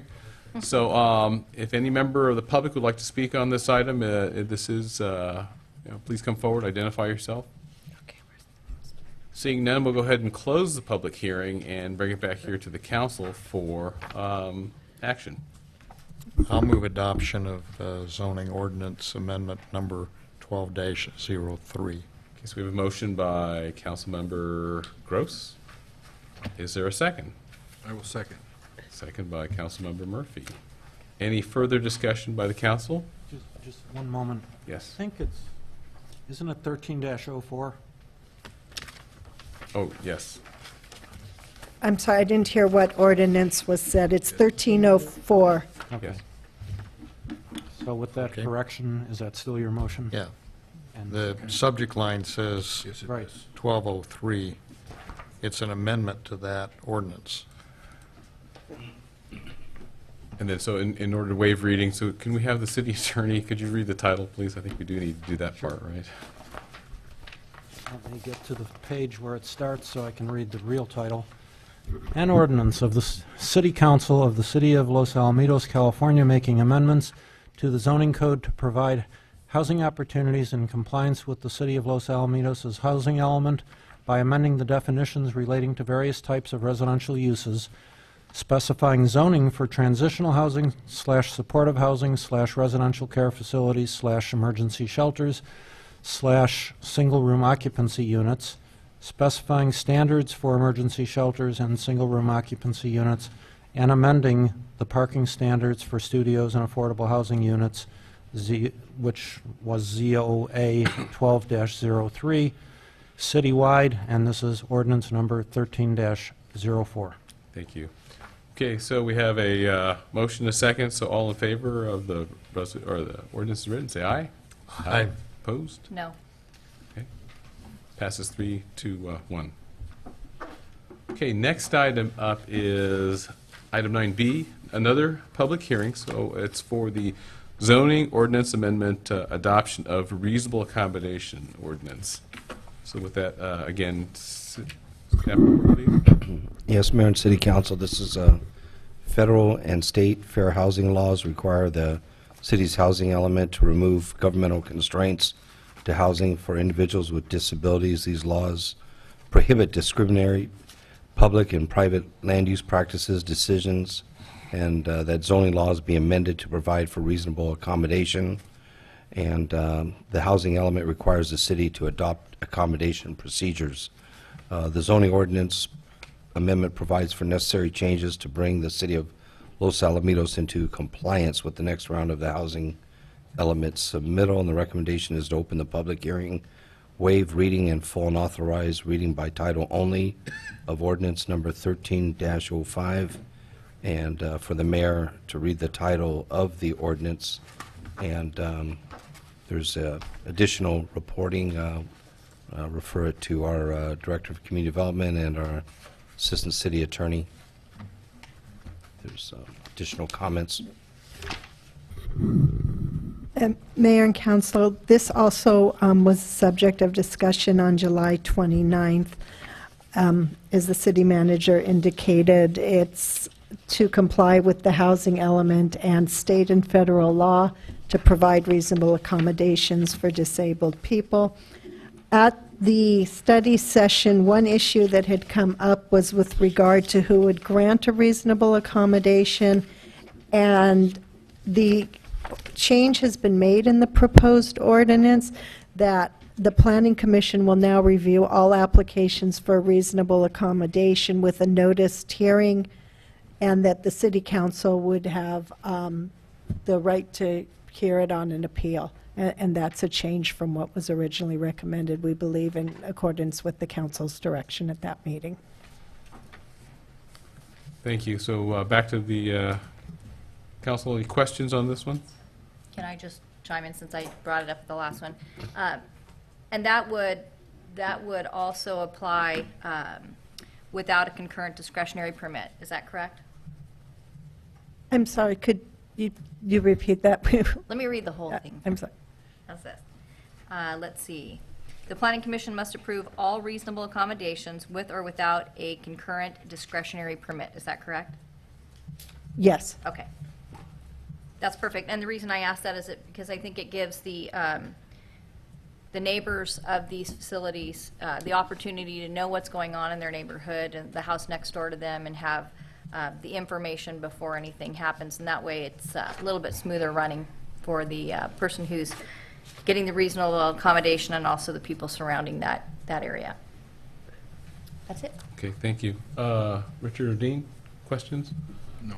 So I do have a question. So on this particular one, and help refresh my memory on this one. So is this the same where it's enacted and we're just picking the zone of where? No, this Okay, so- is this essentially is the type of ordinance where if somebody comes in and says, I need an encroachment into my front yard setback because my wife is handicapped and we need a wheelchair ramp, so now we need to put a structure into what should be landscaping, or we need to, again, reasonable accommodation generally comes up with regard to the apartment owners or apartment building where So they have to give a ADA type, but it's ADA type of stuff. Okay, thank you. So with that, I'll bring it back to, open up public hearing on this one. So any members of the public wishing to speak on this matter, we'll open it up. Please come forward. Okay, seeing none, we'll go ahead and close the public hearing and back to the council here. Further questions, discussions? Just a statement, actually. I just would like to address the part where when the accommodation is no longer needed and potentially, say, a ramp needs to be torn down because there's no longer a need for that, that the city take into consideration any permanent type structures be able to remain as long as it's within a reasonable, exception to the neighborhood. And that's really all I have. So is there a motion on this ordinance Make amendment. more motion to carry? Okay, motion by Mayor Pro Tem Graham Mejia. Is there a second? I'll second. Second by Councilmember Gross. So with that, all those in favor of this ordinance, oh, yeah, we read the title. Could we read the title? Karen? Okay, this is ordinance 13-05, an ordinance of the City Council of the City of Los Alamitos, adding a new chapter 17.35 to provide reasonable accommodations for persons with disabilities. It says ZOA 12-04 here, so I'd ask the city clerk, is it 12-05 or 12-03, which I also saw? I can clarify that. The ZOA number is a file number that we have in our planning department.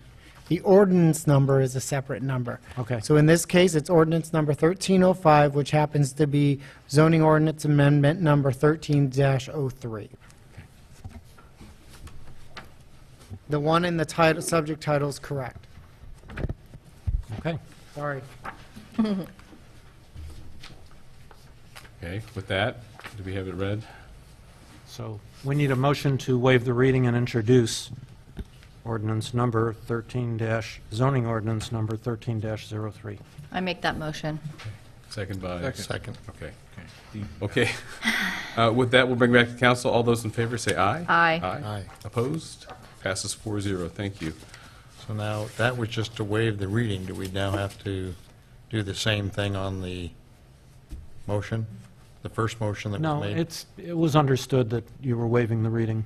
If I phrase the motion, I like to just throw those words in, but you've been doing it this way, and the intent is clear that you're waiving the reading. If any council member objects, they can always say, I want the whole ordinance read. All right. Okay.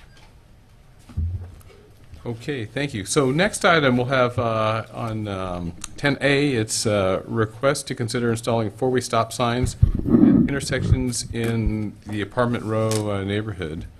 I'll give Stephen a chance to set this up.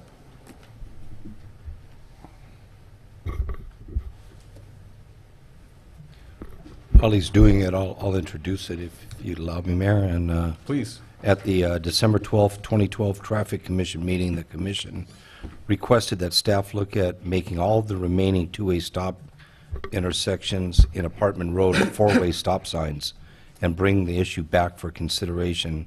At the meeting, the commissioners approved getting a warrant study for all 5 intersections. In summary, the 5 study intersections did not meet the warrants for the installation of multi-way stops based on warrant guidelines. However, the City Council has the final authority and may decide to install the multi-way stops at one or more intersections, provided that they find good cause in installing the multi-way stops. And the recommendation is to adopt resolution number 2013-22, which provides for 5 multi-way stops at the intersections listed. And we also have our city engineer and director of community development to make a further presentation. Okay. Thank you. Like I said, this staff report is to consider converting two-way, stop sign intersections to four-way for the 5 remaining intersections in Apartment Row.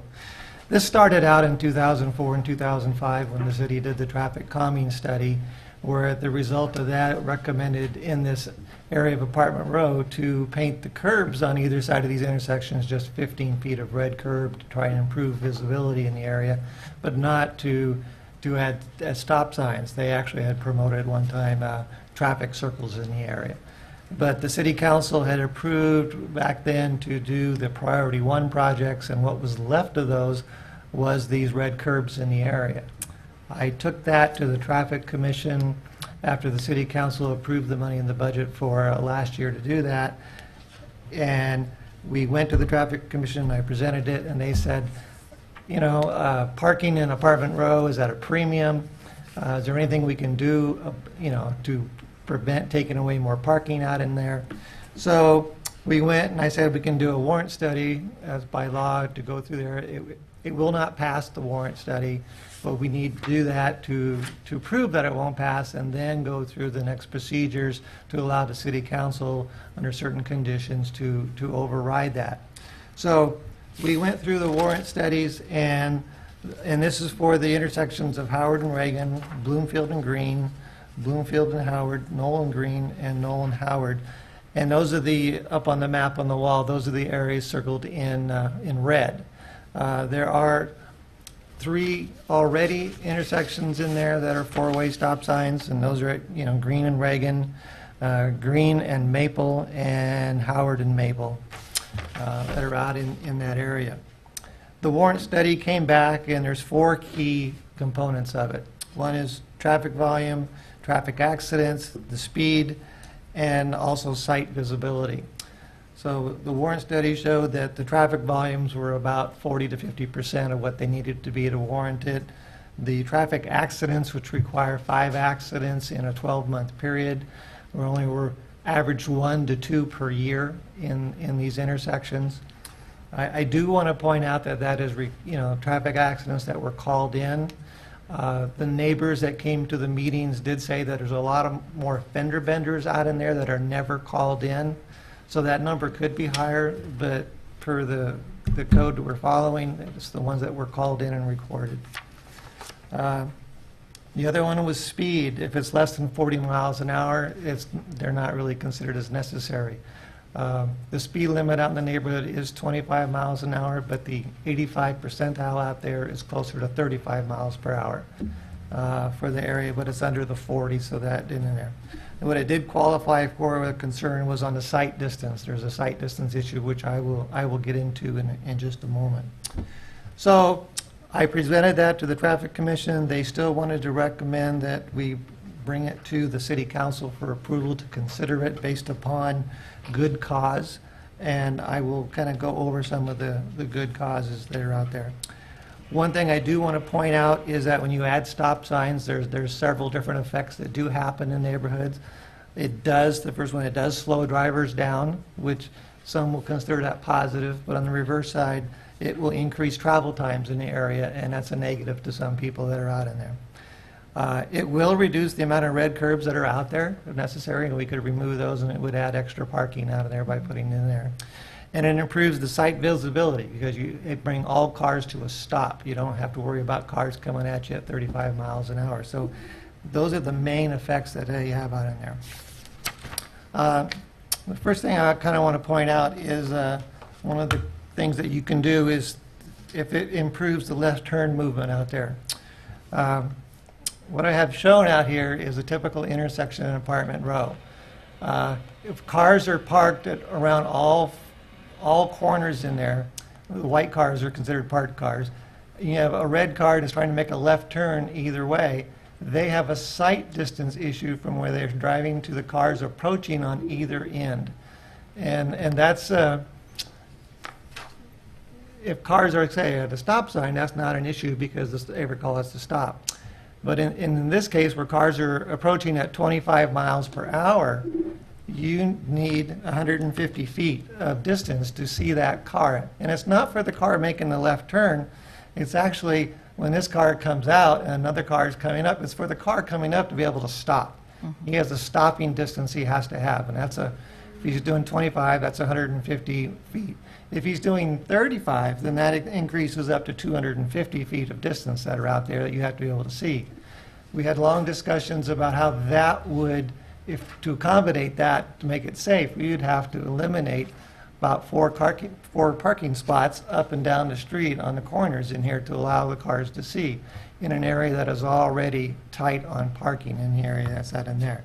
So this justified one of the concerns we have. The second one was the need to control vehicle pedestrian conflicts in locations where we have high pedestrian volume. Being Apartment Row, it's one of the it is the highest density we have in the city, with children going to parks and the schools and thing out there. It is a concern that we have out there, that it's a safety issue. And that was brought up many times by citizens coming in at various times at the Traffic Commission. The other criteria it went through was about not seeing, conflicting traffic and not being able to have, safety negotiated intersection, again, it kind of applies back to the same one. These are all kind of related. So the same thing that applies to the left turn movement, we talked about, it does the same thing. And then it also, one of the criteria is, are the areas of similar nature? And they are. They're both the same size streets. They're both all residential. The north-south streets do have more traffic volume on them than the east-west streets. And some of that actually causes some of these conflicts because the north-south streets just think that they have the right-of-way no matter what, and they're going down blind like everybody has to get out of my way. And that causes some of the problems that are out there. I do want to kind of point out that some of the residents came in and provided this picture. And this is actually coming out of one of the alleys. And even though we're talking about the intersection either end, there's an alley entrance and exit on each street, on either side of these. And what they're pointing out is that because the cars are going north-south, which is, you're looking at, don't have to stop, they are going at a rapid rate of speed, that the people coming out of the alleys have a hard time, even a harder time seeing coming out, and there's not any gaps in traffic. Whereas if there's stop signs, everybody would stop and start again, they'll provide gaps in there. And as you can see, this car, there's a person's head right there, he has to get out into the street just to start to see, and he's already encroaching into the lane. And typically they go a little bit further, and then it's, sometimes once you approach out there, you have to make a decision, do I go or do I try and back up? Or it causes quite a bit of conflict that's out in there. And let's see. And so those criteria are the basic ones that will qualify the council to say, based on safety concerns of the area and sight distance and the well-being of the neighborhood, that you can recommend that we install the stop signs in these areas. There are 5 locations, and I recommend that you consider all 5. If you want to consider a lesser amount,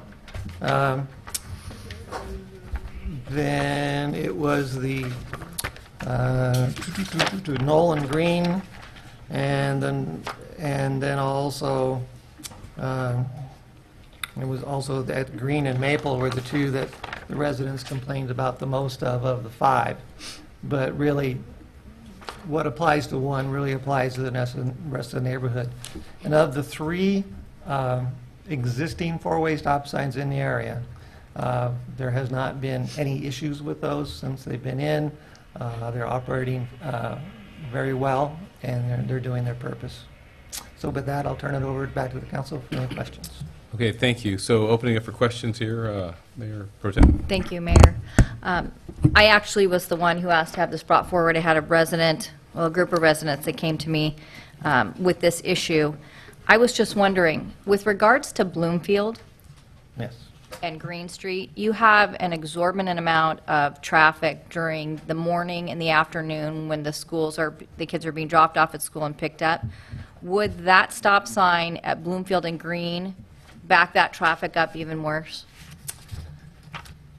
It will a little bit, but they're already stopping down below where there's one, and it's not. It won't be I don't want to say significant. If you look at a 24-hour period, it's not significant. But like anything with school time frame between Right. 7:30 and 8:15, that's a very hectic time in this city. And yes, it will back it up more than it is.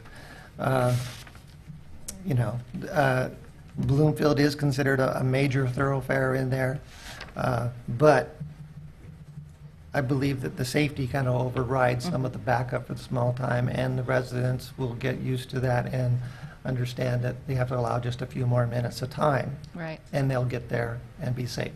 Good. I just wanted to ask that question because I know if we move forward with these stop signs and that starts to happen, I want the people of the community, both businesses and residents, to know that we did address it. And if it becomes a problem in the future, obviously the council has the option to remove that stop sign if necessary. Is that correct? At any time. At any time, okay. A couple of things that I wanted to bring up is I live in apartment row, and that's probably me in that car right there pulling out illegally.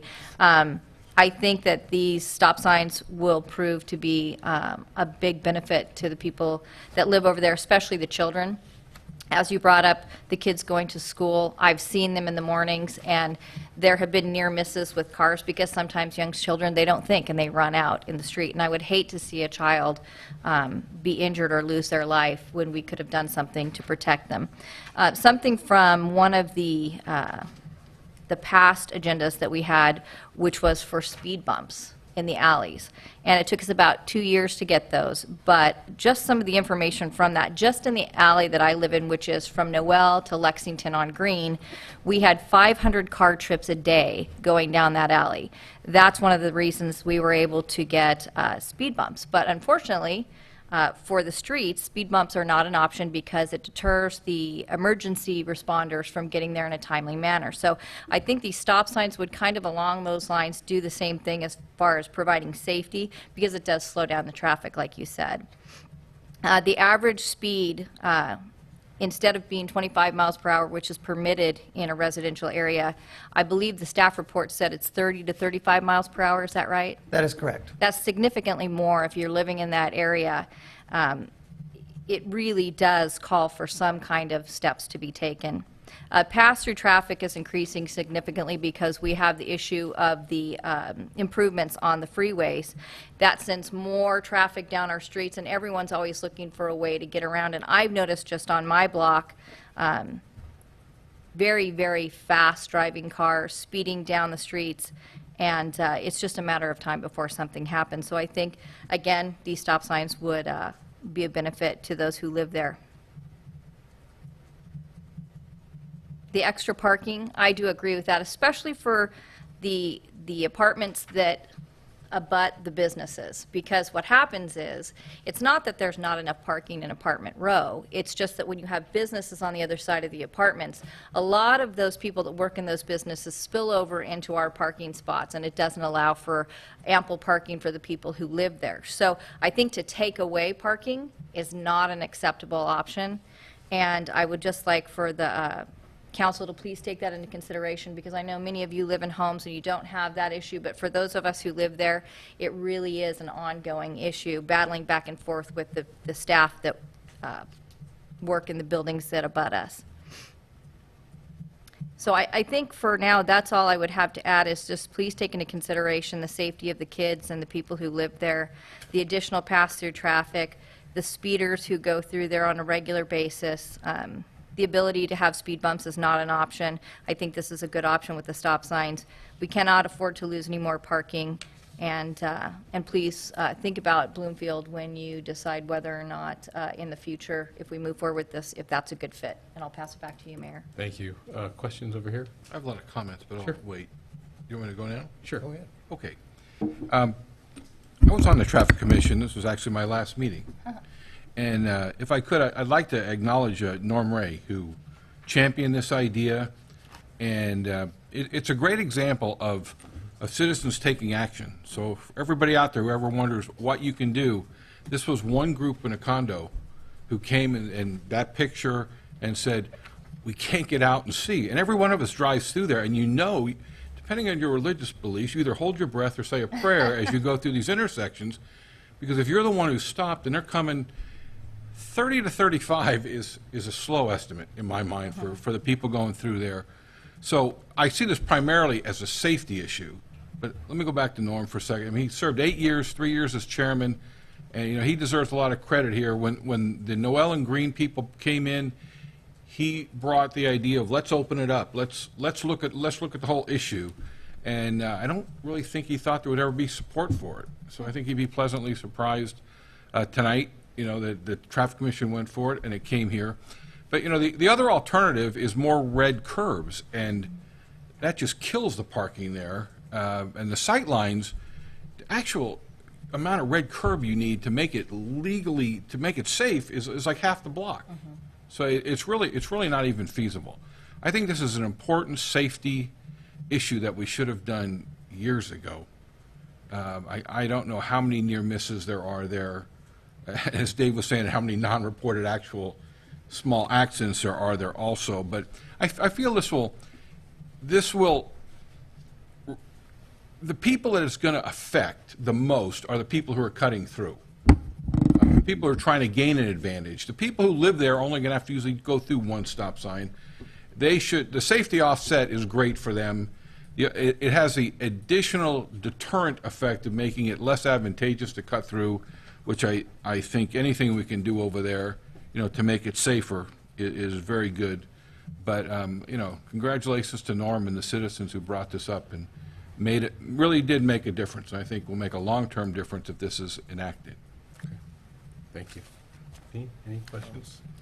Yeah, it's kind of ironic because three of us up here tonight have all had terms on the Traffic Commission, so Traffic Commission item. One of the things I'd like to kind of remind residents and staff is that the city spent $80,000 on a traffic calming study.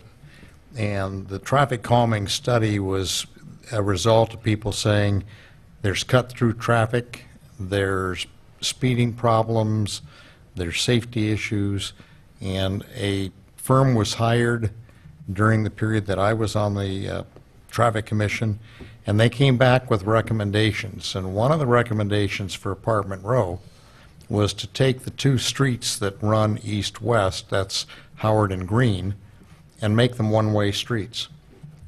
And in doing so, by making them one-way streets, they could increase parking by doing diagonal parking on one side.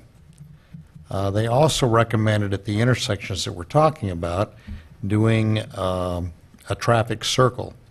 There were some suggestions that a traffic circle be implemented initially over in Old Town West, where the streets over there are wider, and take a look at that. And the result that we got back was not in my backyard. Nowhere are we going to change streets one way. No way are we going to force traffic to turn left when it all goes left and right now. So I came away with the conclusion that you're just not going to please all of the people all of the time. And $80,000 invested with what was referred to as toolbox items that could be used in future years to solve problems doesn't work because the people don't understand it and they don't see the bigger picture in that particular process. I don't want cut-through traffic, but I don't want to do anything that's going to impede me traveling in my neighborhood. And so no matter what we do, there's no solution. And I think even doing this is not going to work completely because traffic calming deals with behavior modification, according to the consultant. And it's getting people to understand if there's speed, like up and down Farquhar where there's reportedly too many stop signs. They recommended things like crosswalks at the park that had a protective area. They talk about doing bulges and things of that nature which prevent a line of sight, which as you're driving gives you comfort that you can just push the pedal down a little bit more.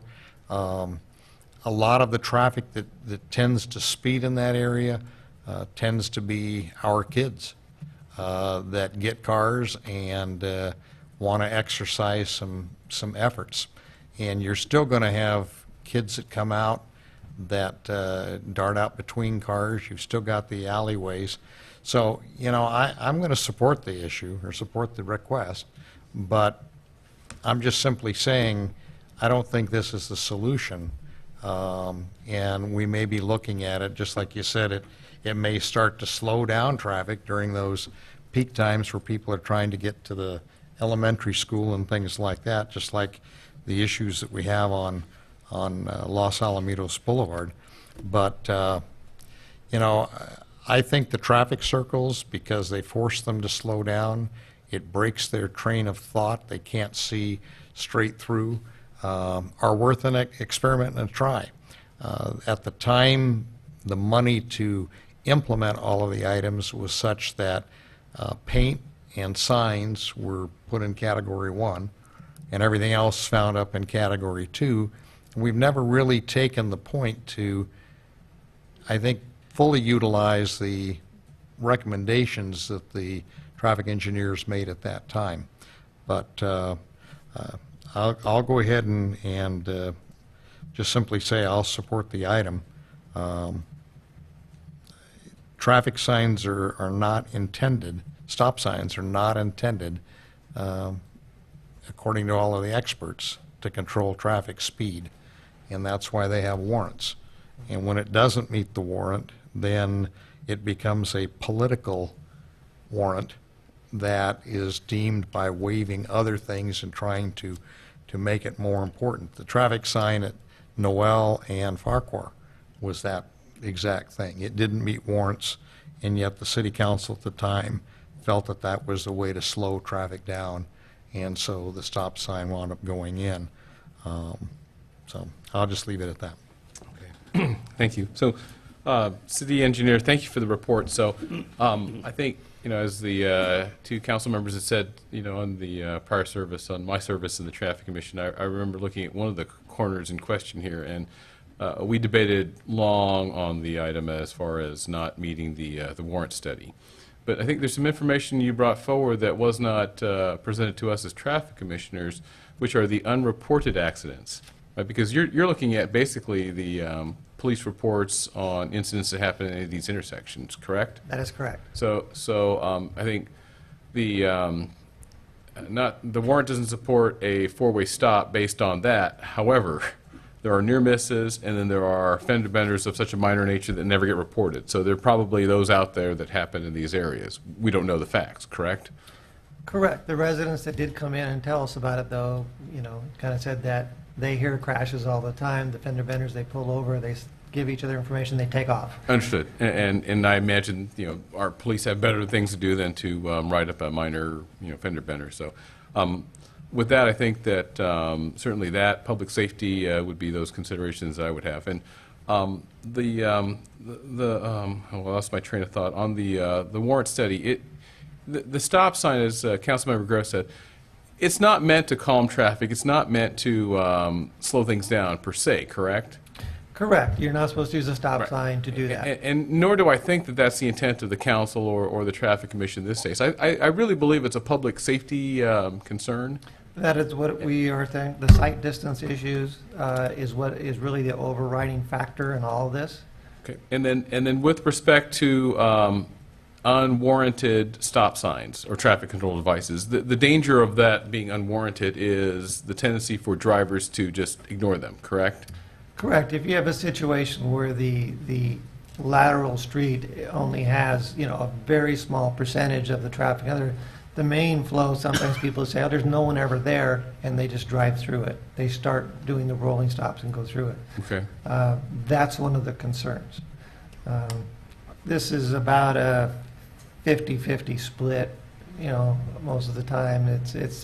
It's a little bit of a concern, but not a major concern. I would tend to agree with that, given the density of the area, and I'm frankly shocked that there are not four-way stops on some of the intersections over there, because when I pull up to them, I'm very cautious looking for the stop sign just in the limit line. So, okay. With that, then, thank you for the report. I'll open up for public comment. If any members of the public wish to comment on this particular item, please come forward. And we do have somebody. Hi there. Shelley Henderson, resident of Cypress, and I work in Los Alamitos. I take Bloomfield down from Cypress to Green, and Green over to park behind our building. So I just barely missed the definition of cut-through traffic because I stopped short of Los Alamitos Boulevard. However, if I were to turn onto Catella to get to our building, it would get immensely more complicated to get to that parking lot. My view of putting in a stop sign at Bloomfield and Green depends on which direction I'm going. Coming to Los Alamitos, I prefer no stop sign because then it's smooth sailing, right? Turn onto Green, straight to the office. When I go home in the evening, oh boy, could I use a stop sign for four-way at Bloomfield and Green. I creep out there, I look left, I look right, I look left again, creep a little further out. Right, there have been some really close times. People really do coming from Bloomfield, through down southbound. And I am constantly amazed at how quickly a car can come from the south north on Bloomfield, where I looked, crossed my heart, there was nobody there. And I come out and all of a sudden there's somebody there. So again, ask me when I'm southbound, no stop sign needed. Ask me northbound, definitely put in a stop sign. The other thing is going southbound from Cypress, more cut-through traffic. If I have to get to the JFTB, that's the way I go. Down Bloomfield to Farquhar and hang a left. All right. To bring up a sore topic, I'd like to go down Lexington, but I can't because I have to turn left at Catella. I brought this up before. It's sort of a lost cause from my perspective because I don't see any way that I'm going to get that straight across, which seems perfectly reasonable to me. I'm headed to the JFTB. I don't want to have to turn onto Catella. I don't want to have to go that extra half mile to Bloomfield, down Bloomfield to Farquhar, and trace back to the JFTB front gate. But I'll live with it. And I agree. Stop signs would help. Thank you. Thank you. And I hope you can ask your city council to permit that straight through on Lexington. Yeah, that would help. I bring it up to them all the Okay, time. thank you. Thank you for your comments. Any other members of the public wishing to speak on this item?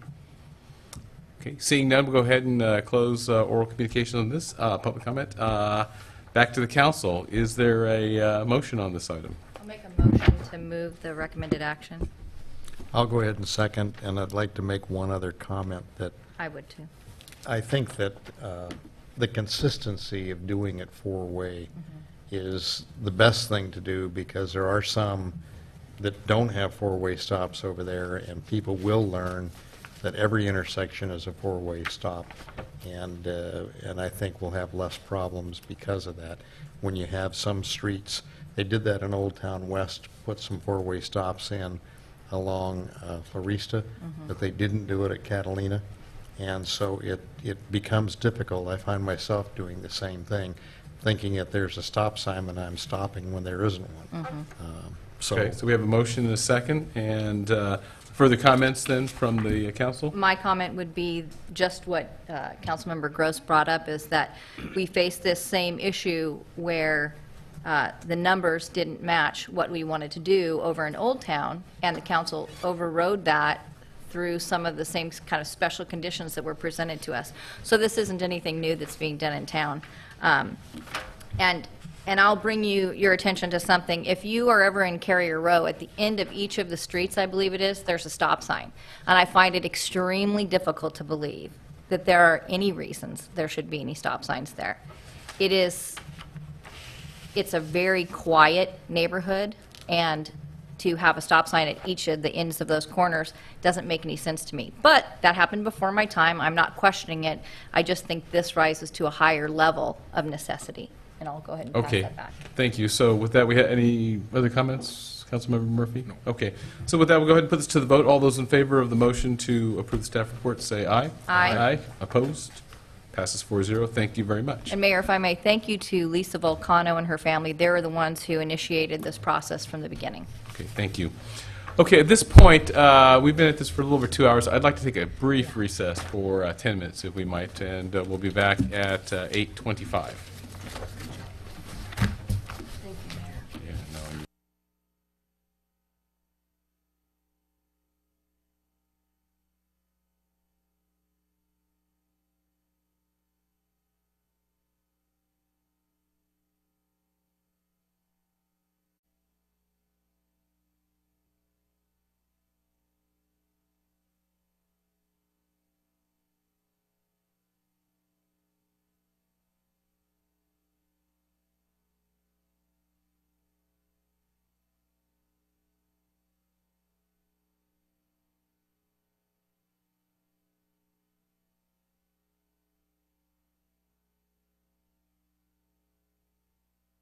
Sure. Okay, so we'll call back to order our council meeting. And next item up is 10B. It's the legislative platform for 2013. City Manager. Yes, report, please. Mayor and City Council, the Legislative Action Report identifies the city's legislative platform for 2013. and provides program procedures for the city to effectively participate in the legislative process. Excuse me, this item has been continued. Attached for your consideration is a resolution, and this platform was in place in February 2004. It was adopted by the City Council in January of 2008. It's been updated for your consideration, recognizes the importance of protecting the city's interest in local, state, and federal legislative system. The general philosophy is to protect local control, oppose unfunded mandates, promote economic development and partnerships, and to protect, stabilize, and increase the city's revenue sources. The platform identifies legislative priorities in the areas of economic development, community and housing, environmental quality, public safety, revenue taxation, and the platforms are identified at the county, regional, state, and federal areas. In developing the platform, consideration was given to platforms adopted by the League of California Cities, Association of California Cities in Orange County, the Orange County Transportation Authority, California Parks and Recreation Society, and the County of Orange. We also have some references to Southern California Association of Governments. And the fiscal impact is that it would be implemented by the city manager's office, and whatever staff time is required to monitor and implement the plan. And the city allocates funds for lobbying efforts and membership to California League of California Cities and the Association of California Cities in Orange County. Okay, so thank you. Back to the council. Questions on this, comments? So anyone want to start? No? I'll only make a quick comment that this is our fourth attempt tonight to try and bring this forward.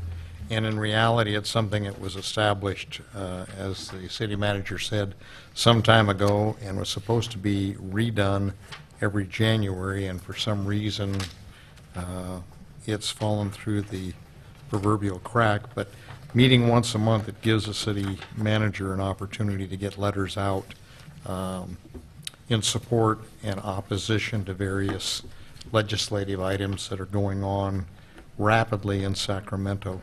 And Sacramento tends to count based on the yeses and nos that come into them. And so it's important for us to stay engaged in the process, and I'm supportive of moving forward on this. Okay. Jerry, Richard? I'll go, Richard. Sure. Okay. On Exhibit A, page 5 of 11, the fifth paragraph down, actually it has to do with much of what it says the council members can and cannot do.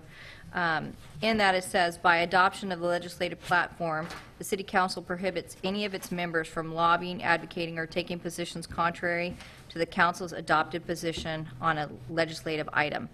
I'm not comfortable with that at all. Many times up here, we have disagreed on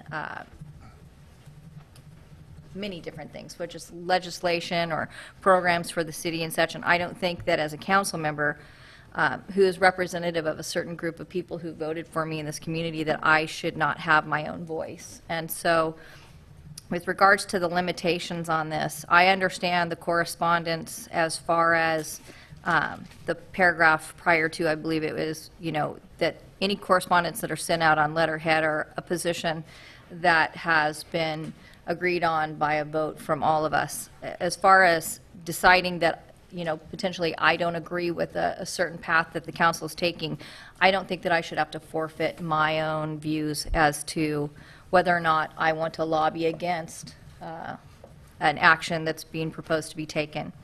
On page 6, under city departments, it's just a simple thing that I'd like to request the council consider for change.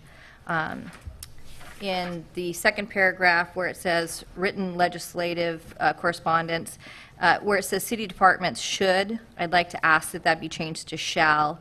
And throughout the rest of this, it's also later in that paragraph, 2 paragraphs down, again, it says should be, and it should say shall be, because for me, in order to feel comfortable, I would like to make sure that everything goes through the city manager, because then he reports to us and we have an understanding of all the correspondence that are going out that represent potentially our view. I concur with that. Okay. So, Okay, and then on, so what? go ahead. Thanks, Dean. On page 8 of 11, under revenue and taxation, support legislation providing cities with the authority to annex land located within their sphere of influence as long as the predetermined criteria or conditions are met. When we're talking about that, I can only reference Rossmore because, or the corner, because that's my only experience with regards to annexation. And when you talk about criteria or conditions being met, does that mean that it would go to a vote of their people, or say the fourth corner, the property owners, I believe, would have to be in concurrence with us in order to be annexed? Is that correct? Yes. Okay, so those are the kinds of conditions and criteria that you're talking about being met. Is that correct? I believe that's what they have in mind. Okay. Now, I have heard, and this, I don't know whether or not this information is correct or not, that the county at some point could force Rossmore to join Los Alamitos, barring any of these conditions being met. Is there that possibility of that happening, city attorney or city manager? I've had a discussion with Henry Tabuada on that, and from what he told me, that there was some legislation that was passed within the last year or two because of the size of Rossmore, that won't happen. Okay.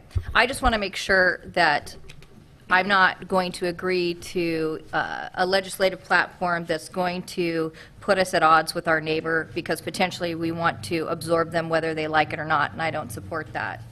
And then the same page under economic development and community and housing, bullet point number 2 says support legislation that would increase voter turnout in local elections.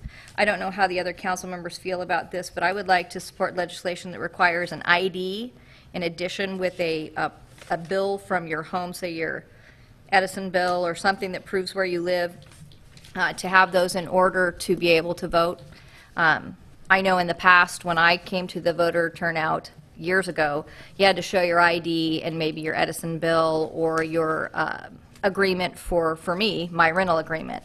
And I would like to see us, if there's the support of the council, to include that in our legislative platform. I know people will argue that not everyone can afford a car or has a driver's license, but there are California IDs which are obtained without any kind of a need for a vehicle or insurance. So I think it gives everyone the opportunity to vote. It's a way of verifying who they are and that they have the right to vote in the election. So I would like to ask that that be included if it's the will of the council.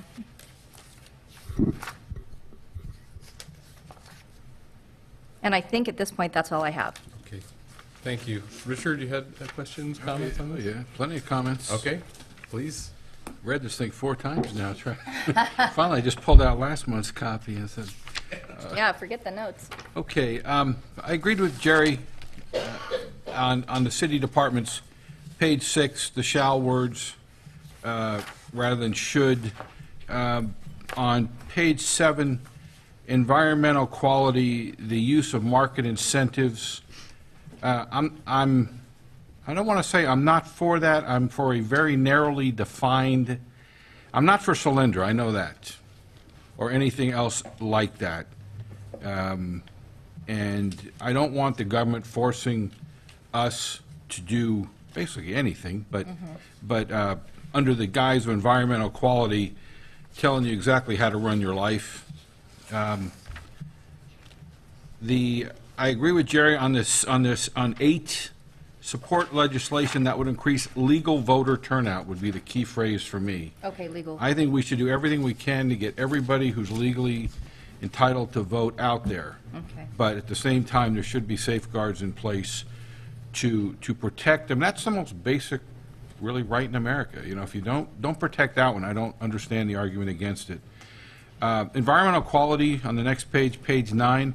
Support the delisting of endangered species that have thrived and recovered. I don't think that's any city's business myself, and I don't see why time would be spent at the city level on that. We could delete that if it council's pleasure. Yeah, we can. Take it out. Well, before you do that. Yeah. Like to. I think he's just saying it's Yeah. available to All the right. world. The transportation and infrastructure, at the end, we say support legislation that promotes access, and it says to healthy living. I don't want Mayor Bloomberg in my city making rules here. I thought we took that out. It's still in mine? That's still in? We meant to Well, take- I'm using the last month one, too. Oh, no, well, after I talked Oh, to you. good. After I talked to you last month. You saw, okay. Can I Take it out. just reference, I'm sorry, Richard, that's page 10, and what paragraph was that? Or what bullet point? It would have been the third one under transportation. It says physical activity and healthy living, that's what you're removing? Yes. Well, no. Just some of these are ill-defined or undefined. You know, there's a lot, you look at what goes on in New York with, no sodas, but, they don't restrict the beer, but they restrict the sodas. There's a lot of stuff goes on that I don't really know that we should be legislating.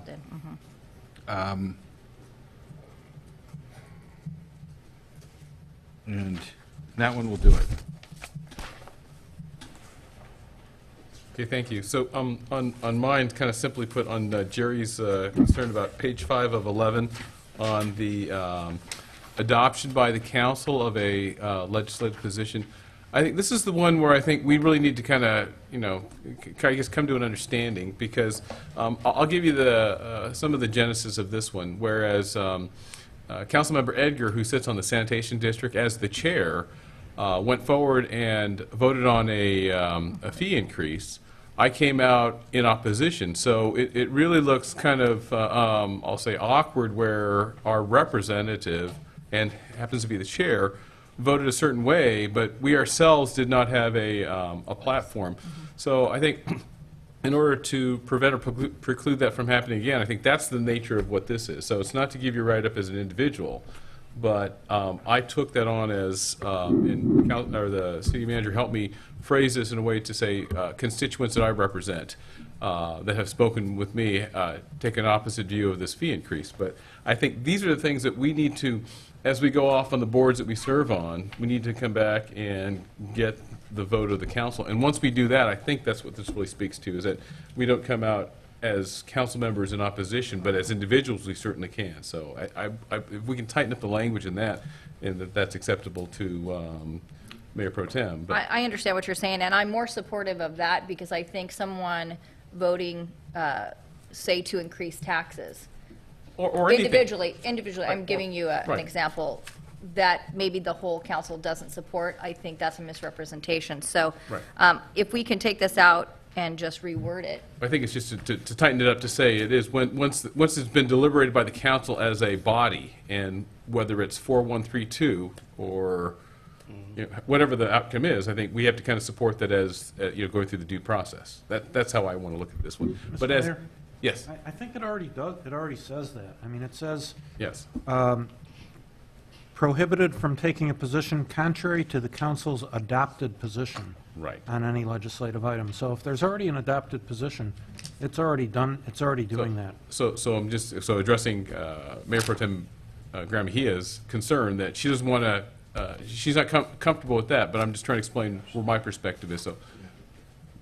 So that's where that is on that one. So I personally am not going to forfeit my own opinion for somebody else, and if I feel the council as a majority are taking an action that I can't support, understood. then I want the freedom to be able to, not that I'm going to be a big lobbyer, but I don't want to forfeit my opinion, because there are people in this community that I represent that feel strongly about certain things. And I believe you still have the opinion, or as well as I do in terms of this one, because it's as individuals. Yes. Right. Go ahead. Well, that's covered by the last paragraph, or the last sentence, rather. Yeah. Any individual communication must be on personal stationery that's free of city identifying information, including logos, addresses, phone numbers, et cetera. And the sentence before that, communications are discouraged, but they're allowed, the way it's written. But I don't think I should have to forfeit my title Okay. Well, That's my concern. but I think in this case, so here's the role, I think, the gist of it. If, I'll say I have an issue I want to bring forward on the fire authority, and I seek the concurrence of the council, or much like on one of the upcoming agenda agenda, item. right? And let's say that I'm not in favor of, okay, the next agenda item, we're going to go to the League of Cities conference, and we're going to provide direction to you to vote on 2 resolutions. Let's say that I, as an individual, don't agree with that, but I think the process that this is, that I would not, on city letterhead, compel the city clerk to send something on my behalf as a council member that I took opposition to what the majority decided. That's the real purpose of this. Well, then I think what we need to include in this is that certain, and I don't know how we would word it, certain discerning votes need to come back to the council to be voted on as a whole before they're moved forward on our individual Hang on, committees. let me try. I think if one doesn't subject that decision to the council, then it's sort of a free-for-all. You give nothing up if there's nothing decided. No, but I think if we put that in our platform of how we want to move forward, then we don't have those instances arise. That's really more, I think, something we could address now. Okay, I guess I'm not sure. Carrie, if you... I think it'd be very difficult for a representative of mosquito abatement or whatever it is to have such specific instructions that would prohibit them from, or would require them to come back to the council, which only meets once a month, and get different directions or instructions on every issue. That's not what I implied. I said on something such as raising taxes. I think if we're going to act on these commissions to raise taxes, we need to bring it before this council to see that the body is supportive as a whole, or to say, no, we don't support it. So maybe we narrow it down to any kind of increase in fees or taxes. You know, this is designed for legislative advocacy. It's not really designed for commissions and committees that you sit on.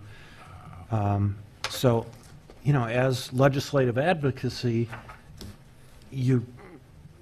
I think the language already kind of takes care of it. If there's an adopted position, council member cannot take an opposing position, can't write to your legislator and say, well, I'm the vice mayor, mayor pro tem of Los Alamitos, and I disagree with what the council, what the mayor said. Okay, and that's what I disagree with. So And- I'll just go on the record as I'm not comfortable with that. I would never expect to use city letterhead, but I think at the end of the letter, if I'm not supporting it, I should have the right to say, council member or mayor pro tem of the city of Los Alamitos, because I think with that comes a little bit more of a notice of attention from the person who's receiving it. How about I'm writing to you as a private citizen and include, you know, if you wish, that I'm mayor pro tem or a council I'm member. fine with that, as long as I'm not forfeiting the title that I've struggled with for 6 years. Dean, you had a comment? Yeah, I'm not sure how the dialogue goes back and forth. But, Yeah, sorry. You know, the intent of this program really gets back to actions that are being taken in Sacramento and/or Washington. And to be able to direct the city manager to do something in a timely fashion because it's being heard by the committee on Thursday and a letter going up there. And so I think part of this, I have no issue, Jerry, with your shall versus should. I concur with Murphy with Richard on Councilmember Murphy on page 7 regarding the air quality. I think these are guidelines to allow the city manager to make decisions saying, well, basically this is what we're talking about, and it falls into that category, and it's very, very broad. And maybe that's where the hesitancy comes in. I concur with the modification on page 8 for legal voter, but again, I don't know that we as an individual legislative body can really impact what the state's going to say and do relative to voting. I think it's out of our sphere of legislation other than to weigh in on what they're doing. I thought that was the idea of the letters that we send, is to weigh in. Okay. Yes, and the thing regarding endangered species, I don't see that that's going to have an impact here at this particular point, so removing that I have no problem with. If we find that certain species of coyotes are endangered, and we want to fight that, I think we just bring it up at that time. Really, I think we can spend 3 more times going back, drafting this thing back and forth. I just want to be able to give the city manager the latitude that if we know something's coming up, to be able to say, move a letter off to Sacramento by any one of us that feels, and let the city manager make the determination. This probably needs to have everybody weigh in on it, and he can either do that by email or something in the interim, but it gives the city manager the ability to respond and react. So, Yeah, I think the only thing that we're in disagreement on, Dean, is I agree with Richard. I don't think that there's a need for the endangered species to be included. Really, it's just this one paragraph, more or less saying that each individual council member, whether it be myself or Richard or yourself, doesn't have the right to lobby against something. So let's remove that paragraph. And as we determine, further down the line that there's an issue, I think your comment about voting on an issue on one of the boards that somebody sits on where it may have an increase in taxes, it should come back to the council. Yeah. Okay. I'm good with that too. So, but I'm gonna speak up for the endangered species. It doesn't hurt to have it in there, right? That's true. I mean, you know, there's going to be some point where a developer may want to do something, and there's that rare cricket or rodent or whatever, and We have the property up here that the Olsons are built on. We have it's that too late. That's blessed already by built. That's already built. We So have that blessed by a baby. if it doesn't hurt, I don't think it. So anyway, so with back to I guess back to us. I'll open it up for public comment on this item. Any members of the public wishing to speak on this item, please come forward. And seeing none, we'll go ahead and close public comment and bring it back to us. Is there a motion? You want to make a motion? I'd like to ask that we clarify before I make the motion that on page 6, the shoulds in paragraph, well, any of the paragraph under city departments should be changed from should to shall. Make your motion say that that's what you want. Okay, this is part of my motion. Yes. I just don't know if I have all of Richard's included, so if I don't, Richard, will you speak up after? That's fine. On page 7, where it says, support and pursue funding to increase public safety service levels in the city, period, not in unincorporated areas. On page 8, Wait, where was that? Bottom of 7. bottom of 7, just to take off unincorporated areas. I don't know why we would be involved in that. Under tax revenue, revenue and taxation on page 8, let me put my glasses on. To support the legislation providing cities with the authority to annex land located within their sphere of influence as long as predetermined criteria and conditions are met. I don't know that that's necessary. Same page, you can adjust it after, Dean. I'm just making the motion. And then on the same page, under state platform, economic development, community and housing, add support legal Legislation that would increase legislation for legal voter turnout, requiring ID, and in addition to that, some kind of a bill that is located or addressed to your home so that you can prove where you live. And then, I'm not sure which way we decided to go on the next page, page 9, second bullet point. Richard supporting the delisting of endangered species. Not supporting. And what was that? Not supporting. I'm sorry. Just get it out of there. Okay, so we're taking that out, removing that. On page 10,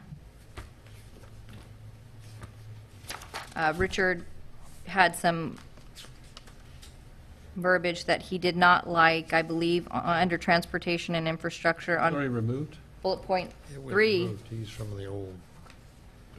That's already gone. It's already gone, okay. Just want to make sure I'm including everything. Actually, it's still in my current package. It's mine, that's what I'm saying. It says The physical third- activity and third healthy bullet living. point, yeah, still says healthy living. So what are we removing? Just healthy living? Okay. Okay, I'm not so seeing it. Support. It's right here, Warren. Legislation that promotes access to joint use of schools, parks, and open space, development of Oh. streets and trails. To encourage Period. physical Okay, activity. let's just end it there at trails, period. Okay, after trails. So we're omitting that. Oh, I thought it said began. Encourages physical activity and healthy living is going to be omitted. Yeah. And I think that those are the changes. That would be my motion to move the document forward with the additions and deletions that were mentioned in my motion. So I'll second your motion, however, if we can go back to a couple things. We're going to remove the paragraph on page 5 that says by adoption. That should be more a council Oh, you know what, policy. Ian, thank you. I appreciate that. Okay. I'd And like to then- amend that. And then we're removing the unincorporated areas off of public safety on page 7. Was there something on the support air quality efforts? Did I miss one, The Richard? market incentives, I just, What page is that? that's Page saying 7. right above the paragraph you're speaking of, What page? 9? page 7. Yeah, So if we just remove "and market incentives" yeah. for the use of alternative fuels and for the development of alternative fuel infrastructure? Okay, what bullet point is that and what's in The under? last bullet point under environmental quality. Sport air quality, okay. And what are we removing? The words "and market incentives" at the end of the first line and beginning of the second. We all- Technologies for the use of, is that right? Yes. Okay. So it'll read under environmental equality, second bullet point, support air quality efforts that emphasize the use of advanced technologies for the use of alternative fuels and for the development of alternative fuel site infrastructure. Is that correct? Yeah. I'd like to have that included in with my motion. Okay. And then on page 8, on your part about where we say support legislation that would increase legal voter turnout in local elections, you added you want ID and proof of residency and all that kind of stuff. I think that's out of our sphere. I mean, if we support legislation that increases legal voter turnout, that's probably the best that we can do. Well, I don't think that it hurts to send a message in the instance that there's the option. So if we can include it and never use it, that's great, but at least it's in our platform should that arise. Well, I'm trying to meet you halfway here. I don't really support going that far. I'll concur with the legal. I really don't either on that one, just so you know. I love the idea, I just don't think it's our place for it. We should be for the legal turnout, and it's not really it's a state decision, if they're lucky, before they get overturned by the Supreme Court. But aren't these platforms for us to try and influence the state? No. Not at all. They're for influencing the state if legislation comes down on that topic area. But what happens if you make it too restrictive? If you make it very, very specific, then it kind of ties the city Okay, then manager's should we hand. change it to legal voter turnout? Yeah, that's all Okay, we, okay. okay? I think it Good, I can encompasses support what that. you want. And you can't say proof of ID, you're not comfortable with that? Yeah. Kelsey saying no. Well, if there's And something then- else that doesn't involve proof of ID and some other means of identification, we just tie his hands. He doesn't take a okay. position, right? So All we right, want to make so it that's broader. amended. Okay. You get the idea. Yes. All And right. then on page 9, we're dropping the second bullet point on endangered species. Yeah, we already said Yep, that. you said Is that. I just want to drop it because I don't think it's the city's business. Okay. We, Agree. how many cities are there in California? We don't need them all making endangered species decisions. And I think we covered, and I'll second the motion with those As modified? modified. Okay, so we have a Got it, motion. Wendy? Yes. Do you have it, Wendy? Do you want me to go over it again? Okay, sorry about that. Okay. Okay, motion second, and put to a vote. All those in favor say aye. Aye. Opposed? Passes 4-0. Thank you. Wow, not too bad, half hour. Next one, item 10C. It's the direction to our voting delegate to the city's position on resolutions for the annual League of Cities conference up in Northern California. Can we have Yes. a report? Mayor and Council, the League Annual Conference will be held in Sacramento, September 18th through the 20th. At our meeting last month, the City Council designated Mayor Pro Tem Graham Mejia as its voting delegate to the annual business meeting, and Mayor Kusamoto as the voting alternate. Mayor Pro Tem Graham Mejia has requested the City Council's direction as to its position on the proposed resolutions. Recommendation to provide direction to Mayor Pro Tem Graham Mejia, the city's voting delegate to the League's annual business meeting. And attached for your consideration is the conference resolution packet. So, Two resolutions. do you know much about the resolutions? It looks like they're all being recommended for approval. There's the first one is environmental quality and wastewater, and then there's also the on law enforcement. The second one is about law enforcement, and that's public safety initiative, and they're both being recommended by the League for approval. And that would be a recommendation. The public safety realignment, and the other one is the environmental quality policy. I can just really quickly, just as a brief overview of what I read for the water quality. One of the biggest issues was the costs that have increased for the NPDES, which is something that governs what goes into our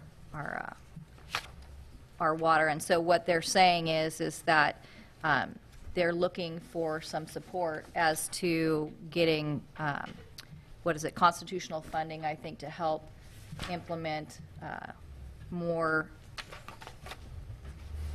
possible approaches to these things, as opposed to just making a mandate and not putting forward any money to back it.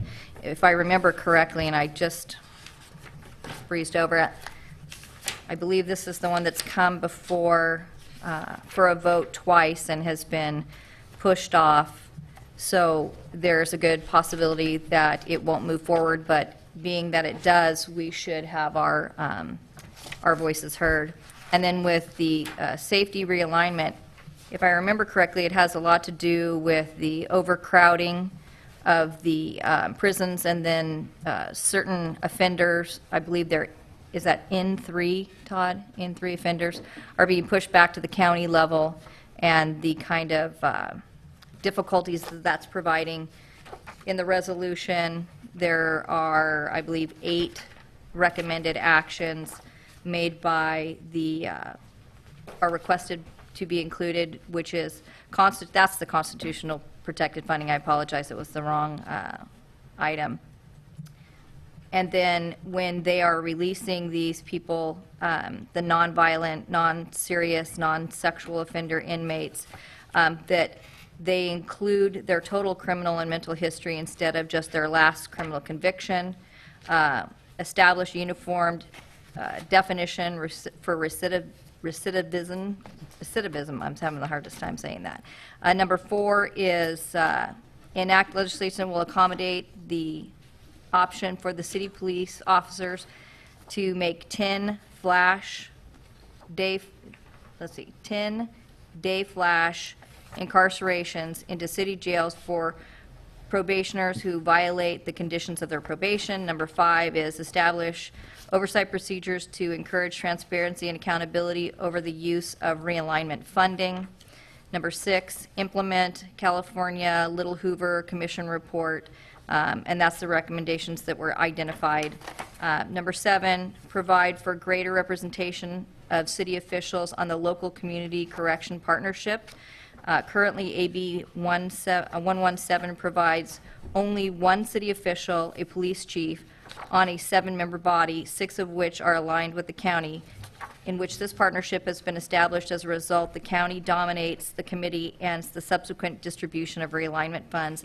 Number 8, provide effective statewide data sharing mechanism and monitoring the activities for AB 109 and other offenders. So while that's just kind of a brief summary, those are the issues that were brought up in the agenda report. Okay, thank you. So, City Manager, so kind of taking things one at a time, the one resolution regarding the water bonds and water conservation, groundwater recharge, and stormwater urban runoff. If we may, can Stephen Mendoza comment on this? I don't know if there's any information. I would be glad to. This kind of corrects what is commonly referred to as a state unfunded mandate. NPDES has never come with a financial stream for cities to recover funds from it, and this provides cities a resolution to that long-term problem. The more difficulty it is in complying with NPDES, the more money cities are spending. Annually, it's increasing 10-20% every year.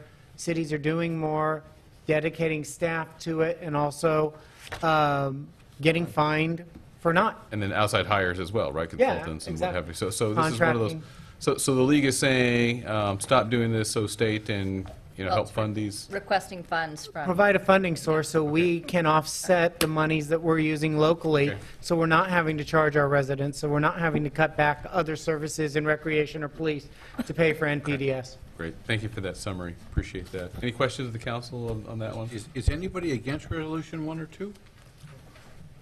Well, one at a time, so. Okay, is Yeah, anybody but- against Resolution 1? Well, as I understand it better, I'm certainly in favor of what the league is doing on Resolution Yeah. 1. So, can we take one at a time then? So on that, so you want to make a motion? Sure. Well, before we do that, public comments on this item, any members of the public wish to speak? Seeing none, we'll go ahead and close public comment. So go ahead, Richard. I'd like to make a motion that we approve Resolution number 1. Second. Approve, direction to the voting delegate Yes. to. To approve in favor of Resolution number 1. Okay. And we have A second. motion second. All those in favor? Can I get a clarification? Because it's not a big issue, but I thought at our last meeting, we approved the mayor as the delegate and the mayor pro tem as the alternate. He can't attend, so I'm going as the alternate. Oh, okay. So, yeah, So that's, Because I thought the same thing. Okay. then what's said here is incorrect. And it should be corrected, because the last month's meeting, it was the mayor and the mayor pro tem. And just for clarity, you're not able to attend now, so the mayor pro tem is going to be the voting Yes. delegate. But And let there me is- ask you this. And there is no alternate. That's what I thought, that's where I was going to clarify. My understanding was if there was any complications for me, then Warren was the alternate and he would go in my place. So that actually would be correct in what it said in the staff report. Well, if he can't attend to be the voting delegate, how can he be the alternate? It's not easy for him to attend, it's Well, easier for okay, me. But, okay, so the thing is, so I think just to kind of clean it up is what you're suggesting, Dean, is that we just ask the city clerk to clean that part up? Yeah. That I mean, the it's- alternate is going, and I'm unable to attend at this time. Yeah. Okay. I have a suggestion as far as the summary. It could be revised to take out the words "at the meeting of July 15th, 2013," and instead say, "The city council designates Mayor Pro Tem Graham Mejia as its voting delegate and Mayor Kusamoto as the voting alternate." Perfect. That's fine. Okay. So we have a motion, second. Any other questions, comments? Okay, all those in favor on the Resolution 1 of the direction to vote in favor, say aye. Aye. Opposed? None? Okay. On Resolution number 2, then, I guess, any questions? Chief, might you be able to comment on Resolution number 2? Any insight you might have for us? Or is it pretty much what Jerry read? It's pretty much what Jerry read, but I would say, if you're asking for my own opinion, I would certainly support it. Okay. I think specifically the idea that not only the last offense would be considered, but looking at a person's entire criminal history would be. The resume? Yes, absolutely. Thank you. Okay. So, Richard, did you want to make a motion on? No, I just can't get over this summary. I'm sorry. I wish I could. But this just, it bothers me that we're saying what we're saying isn't actually true. Okay. That's fine. What does he mean? And I want to, what I really want to talk about, I don't want this to happen again, that one thing gets decided and it gets changed. I mean, two of us weren't even aware it was changed. We thought the vote went the other way. It's very discouraging. Okay. I don't want to beat it to death. All right, either. okay, fine. So is there a motion for resolution number 2 to provide direction to the delegate to vote in favor of the resolution? I will make that motion. I'll second. Okay, motion second. All those in favor? Aye. Opposed? None? Passes 4-0. Okay, so you have your direction, delegate? Okay. Next item, it is item 10D, the, I guess, follow-up with Congressman Alan Lowenthal. City Manager, can we?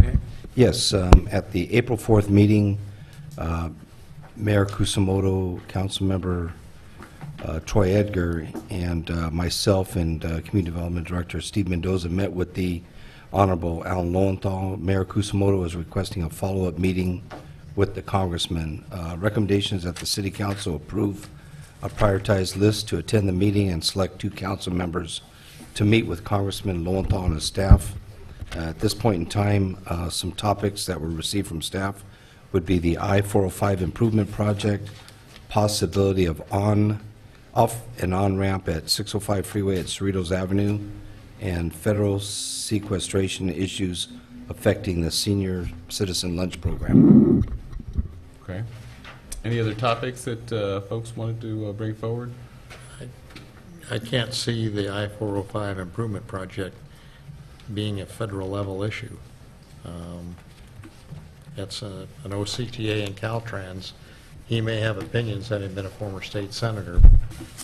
I don't see that that's in that realm. If I may address that, Councilmember Gross. So I think it's not, I don't envision this as a forum to bring, I'll say, issues, concerns, or grievances necessarily.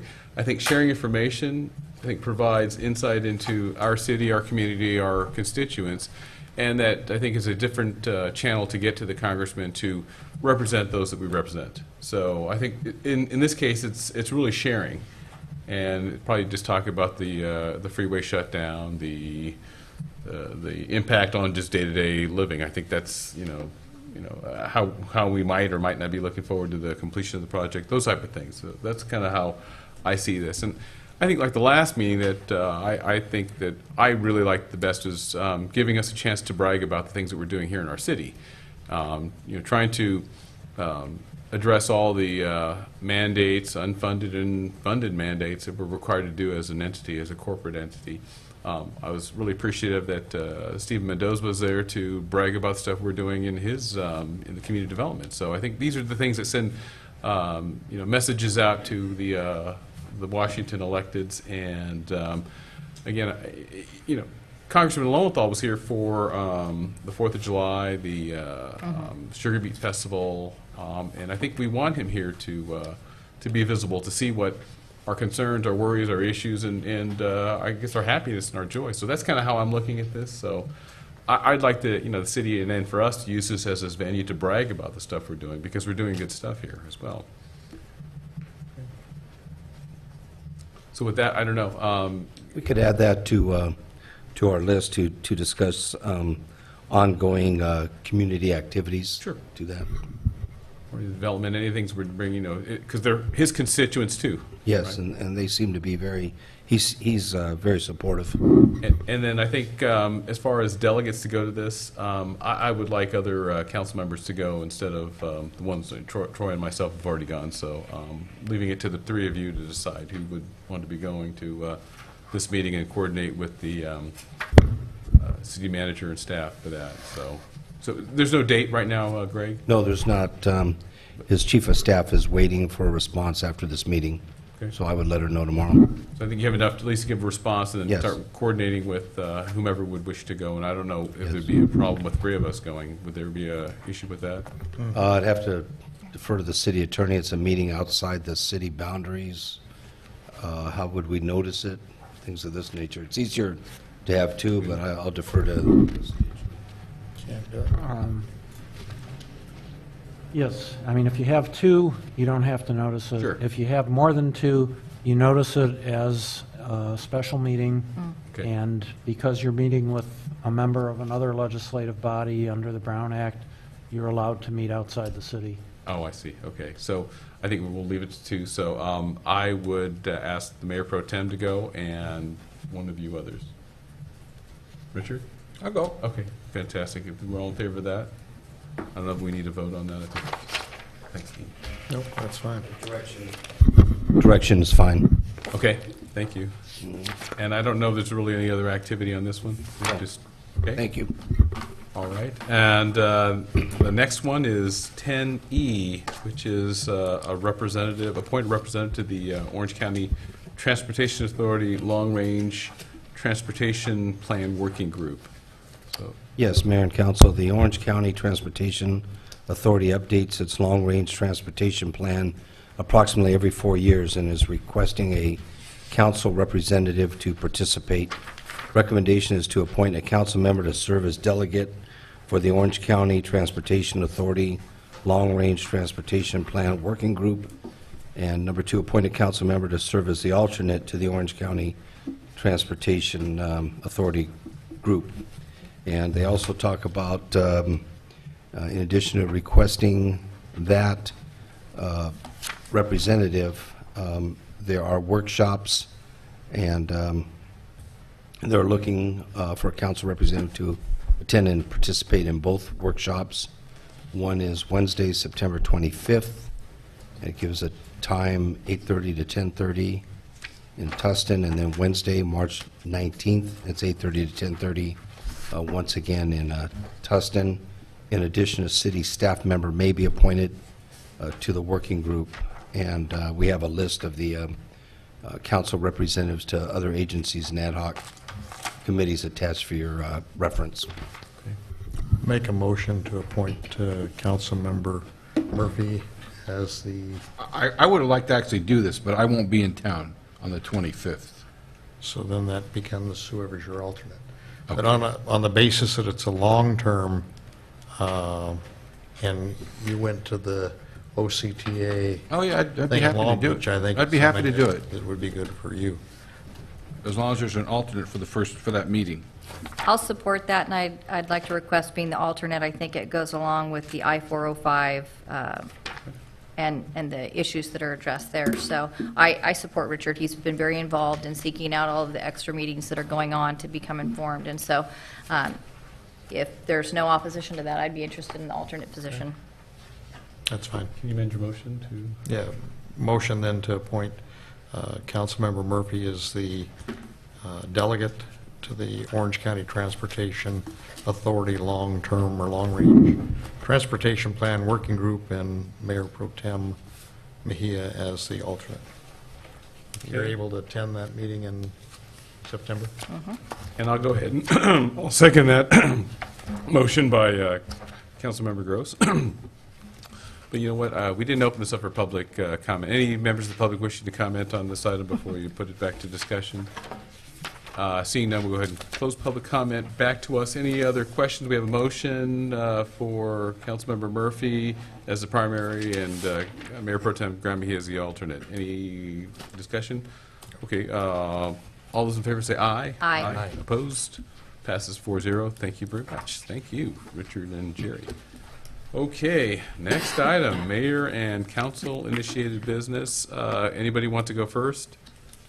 I'll go ahead and go. Thank you. The meetings and activities that I have attended are, again, listed on the website of losal.net, and you're welcome to look at those, and I've conversed with the city attorney, and posting them there is a formal notice to do that. So I would like to request an item for staff to agendize at a future meeting, and that would be a presentation on the city's responsibility on the retirement, medical, and benefit program, that what is our unfunded liabilities, and I think it's just a good thing for us to gain a little bit more in depth on, and hopefully that's something we have enough staff that we can put something like that together in the future.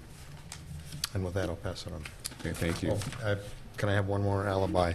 This coming, Oh, yeah.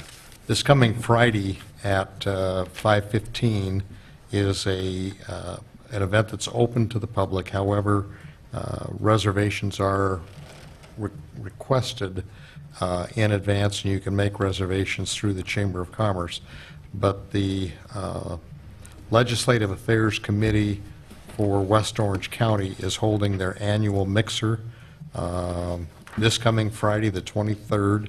It will be held at the Joint Forces Training Base at the 79th Sustainment Support Command Headquarters for the U.S. Army Reserve. Major General Megan Tatu will be the host and provide information on the 79th. We currently have confirmed our mayor will attend and lead the Pledge of Allegiance and welcome people to the city. But speaking at that session will be Congressman Alan Lowenthal, California State Senator Bob Huff, California State Senator Lou Correa, Assemblyman Travis Allen, Assemblywoman Sharon Quirk Silva, Assemblyman Alan Mansour, County Supervisor John Morlock, and County Supervisor Janet Wynn. Other dignitaries that will be there will also be introduced, and tours of the U.S. Army Reserve headquarters will be available afterwards. There is no cost to attend, and we'd encourage you to attend. If you do not make reservations, there is a $10 charge, and that's just to offset last-minute show-ups from the standpoint of handling it. But it should be a good opportunity to meet with elected officials and have an opportunity to ask questions and just enjoy a social hour. So I encourage you to attend. Thank you. Thank you, Councilmember Gross. Just a couple thank yous real quick. Dave Hunt has left, but actually, item 8I actually came in under budget, which we don't see often. He deserves his congratulations.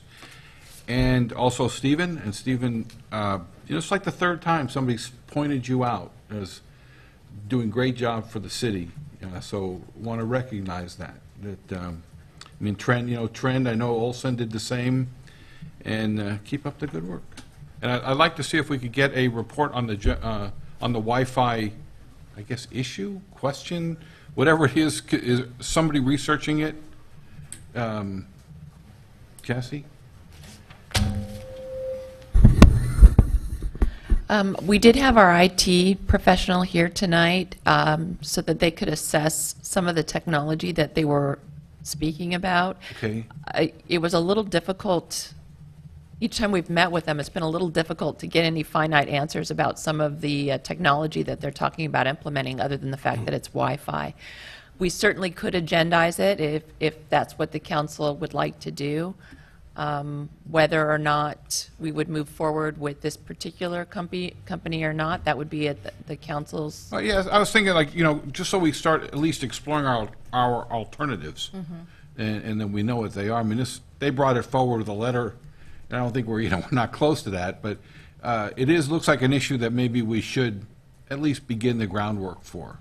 Yeah, they're actually requesting that we form an LLC with them, and actually kind of go into business with them and create some kind of a profit stream for us, which, I have a lot of questions that they're not able to answer every time I've asked them. That's why I thought maybe it would be better if they came here and maybe they would be a little more forthcoming with some of the issues. Okay. But we certainly can agendize that. Report back in the staff report. Okay. I said maybe just to report. Yeah, back that'd be in the fine. staff report. That'd be fine. Certainly. Okay, thank you. Anything else, Richard? No, thank you. Sure. I'll go really quickly. I attended the vector control meeting, and a person in Cyprus has now contracted West Nile virus. They'll be tracking that through the proper channels to, see the outcome of that. One of the things they discussed was that sometimes you can be bit by a mosquito, contract West Nile virus, think it's just the flu, fight it off, and you seem fine. But there are long-term effects that can happen, and I guess in a pretty large percentage of the people that happens to, you can end up on dialysis. So it's a very serious thing. Vector control is one of the 2 special districts that the grand jury said were viable and necessary. And I think this is proof that if they weren't out there identifying locations that have these infected either birds or the mosquitoes themselves and treating, we might have a great deal more problem with this and many more people affected. So I'm proud to be part of the vector control. I attended for the mayor, the Orange County Fire Authority, and that's why I requested the gentleman to come. Very technical information, and being that I was only seated there for one time, I wanted to make sure that it was articulated clearly for the people of Los Alamitos to understand. And I would just like to thank them for their presentation. I have also to agendize, if we can get some solid answers regarding the Wi-Fi. If it's going to be a benefit to us and to our residents, absolutely, let's look into it. I agree with you that there were a lot of unanswered questions, but I think maybe he's not the technical person, and we need to get to that person in order to get a better idea of whether or not this is a good fit for us. Coming up in the near future is St. Isidora's Mexican Independence Day. It's always a good, fun time.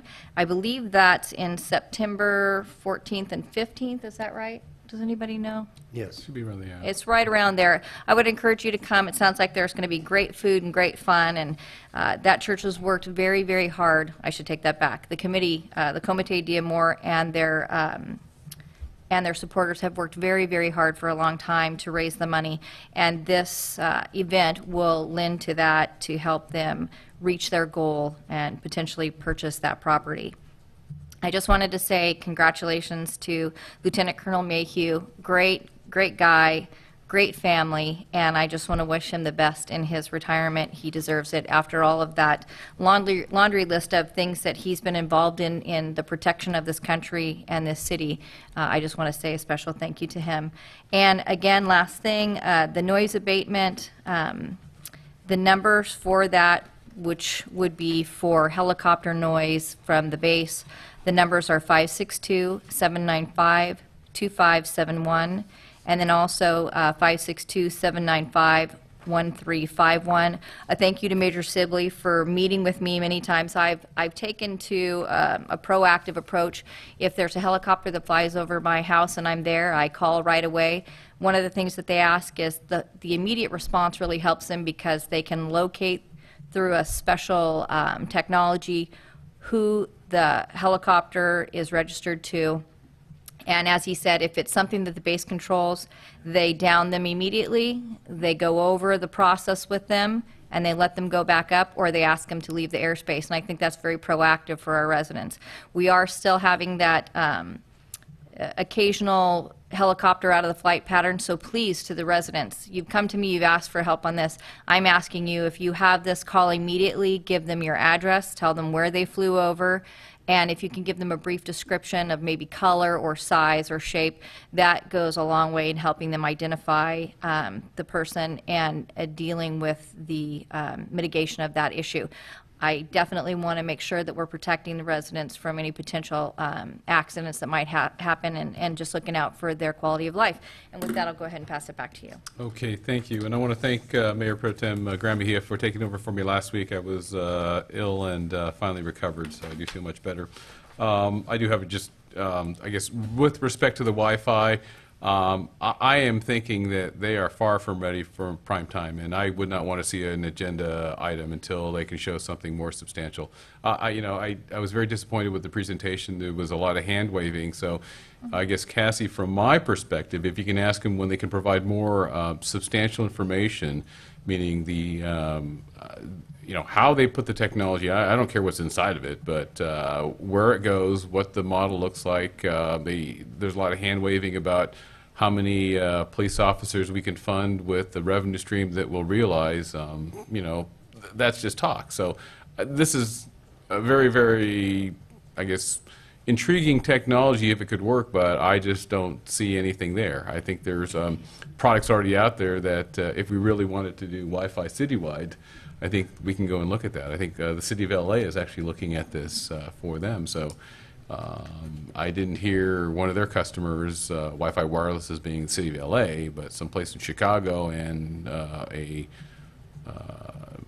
memorandum of agreement or memorandum of something with local city.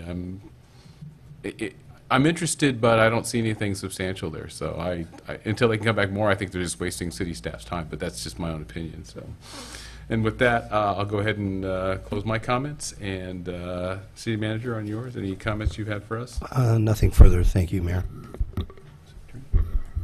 Yes, Mr. Mayor, the City Council is requested to go into closed session to discuss significant exposure to litigation pursuant to Government Code Section 54956.9 subsection C, one potential case, and it would prejudice the city's position to disclose the litigants at this point, or the potential litigants. Okay, so with that, we'll go ahead and adjourn into closed session, and then we'll come out here and adjourn the meeting with any reportable actions. We're going to make it out of here before 10. Yeah.